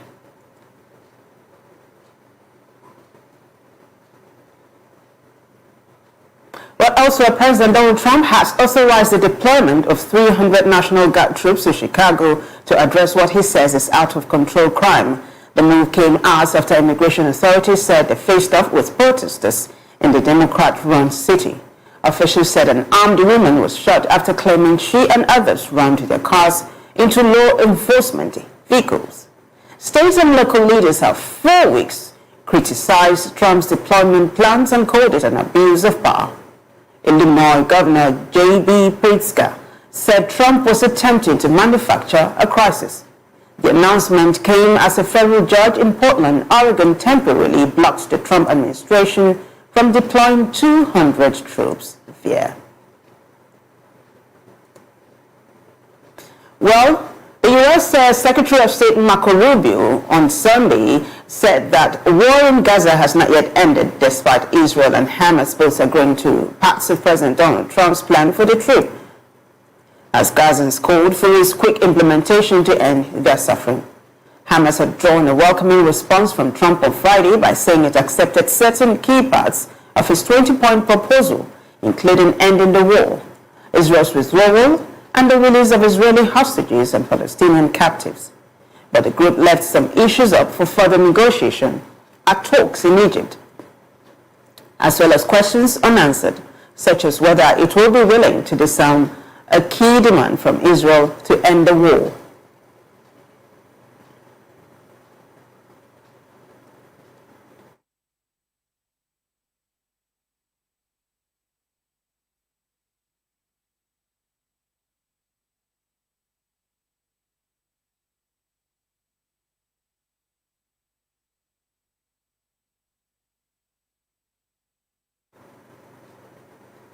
Still on the Israel-Palestinian crisis, 8 people were arrested and 20 police officers injured in clashes between pro-Palestinian protesters and police in Barcelona, police said on Sunday. Demonstrators vandalized shops which they claimed had links to Israel during a mainly peaceful march of 70,000 protesters on Saturday, police said. Tens of thousands took part in protests in Madrid and scores of other Spanish cities, as well as demonstrations in Rome and Lisbon amid anger after the Israeli interception of the global Samud aid flotilla that has set sail from Barcelona, trying to break the blockade of the Palestinian territory. The Spanish Foreign Minister José Manuel Alvarez told local media that out of the 49 Spaniards who were detained by Israeli forces on the aid flotilla, 21 will fly back to Spain from Tel Aviv on Sunday. Spain, which recognized the Palestinian state in May 2024 and has been a vocal critic of Israel's actions in Gaza, last month banned ships and aircraft delivering weapons or military-grade jet fuel to Israel.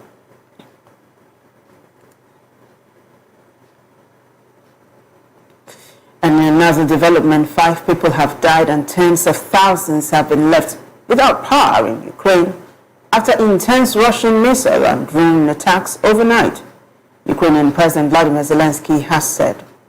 4 members of one family, including a 15-year-old girl, were killed by a strike in the village of Labevka as attacks mostly targeted the western region of Lviv. Ukraine's neighbor, Poland, scrambled fighter jets in order to ensure the safety of Polish airspace. The Polish military confirmed. Allied NATO aircraft were also deployed. Russia's defense ministry said it has successfully carried out what it called a massive strike on Ukrainian military and infrastructure targets. 1 person also died in Zaporizhia. Zelensky said Russia fired more than 50 missiles and around 500 attack drones. Ukraine's Air Force put the combined figure at 549.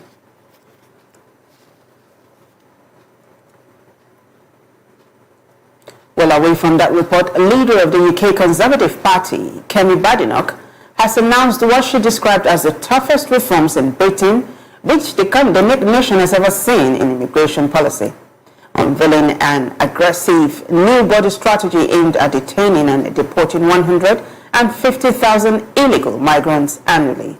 In a video message posted on her X account on Sunday, Badenoch said the Radical Borders plan would introduce a new removals force, modeled after the United States Immigration and Customs Enforcement, to overhaul the UK's border enforcement system.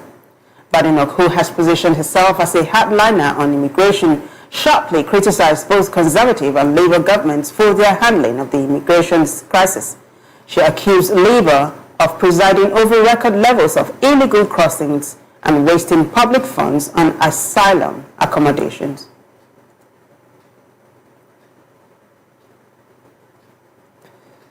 Well, in business news, in Nyesom Wike, the Minister of the Federal Capital Territory, FCT, has announced that the construction of the 2 trillion naira transitway road linking Wuse Zone 3 to the Central Business District of Abuja is expected to attract significant investment into the territory.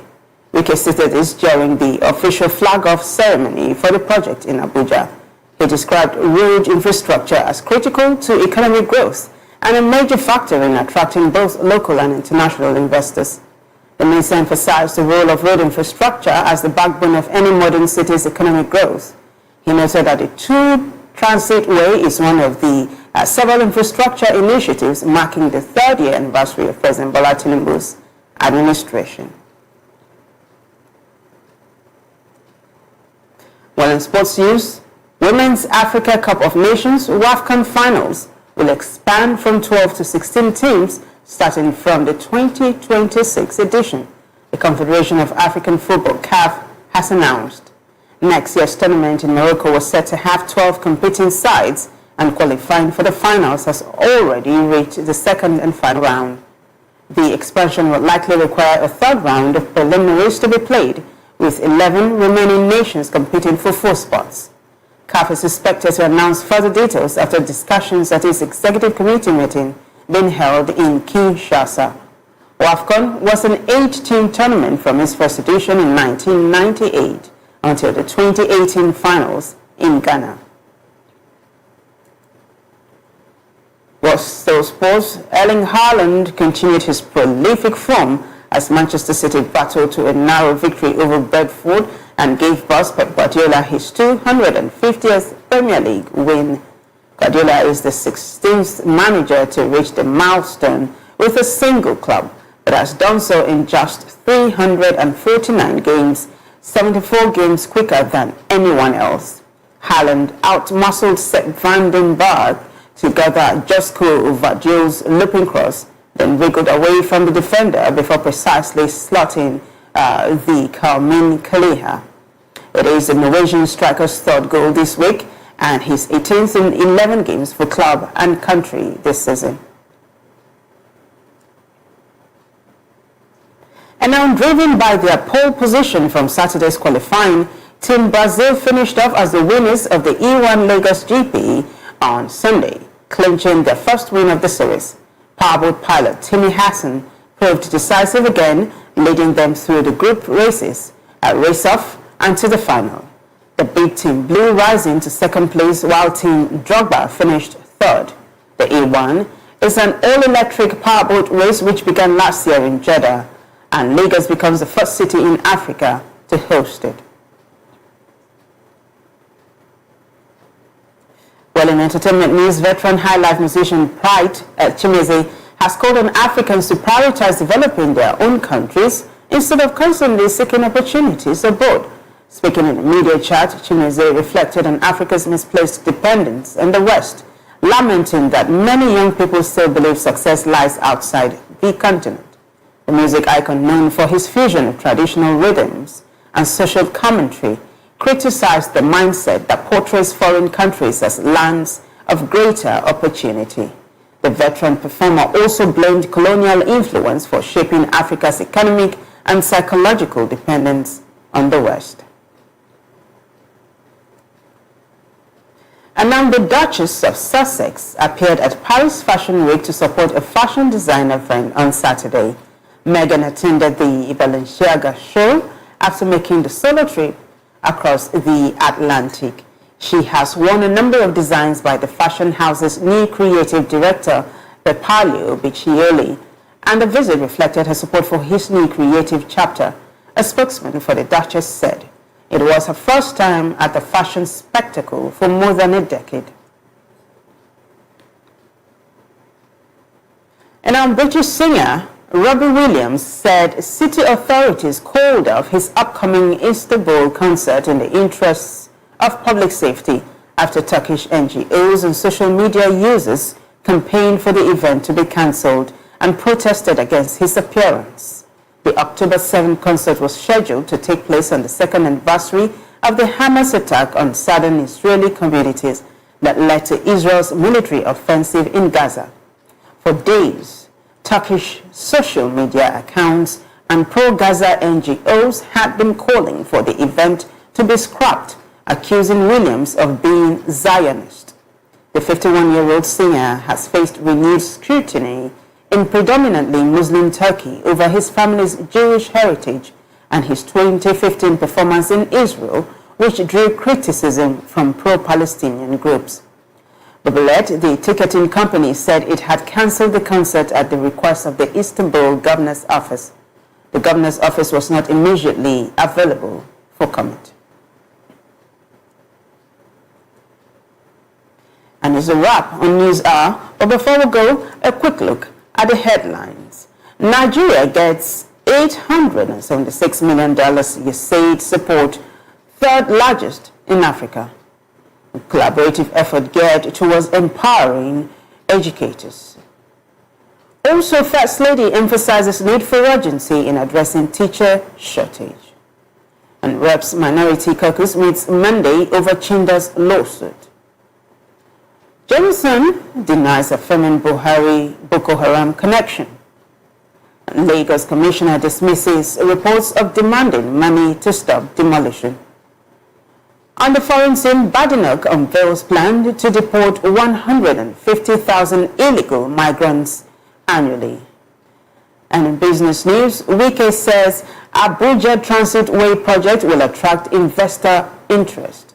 In sports news, Haaland goal ends Guardiola 250th Premier League victory.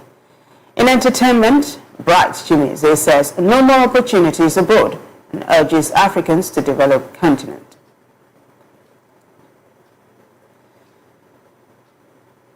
Do well to subscribe, I should say, to our YouTube channel.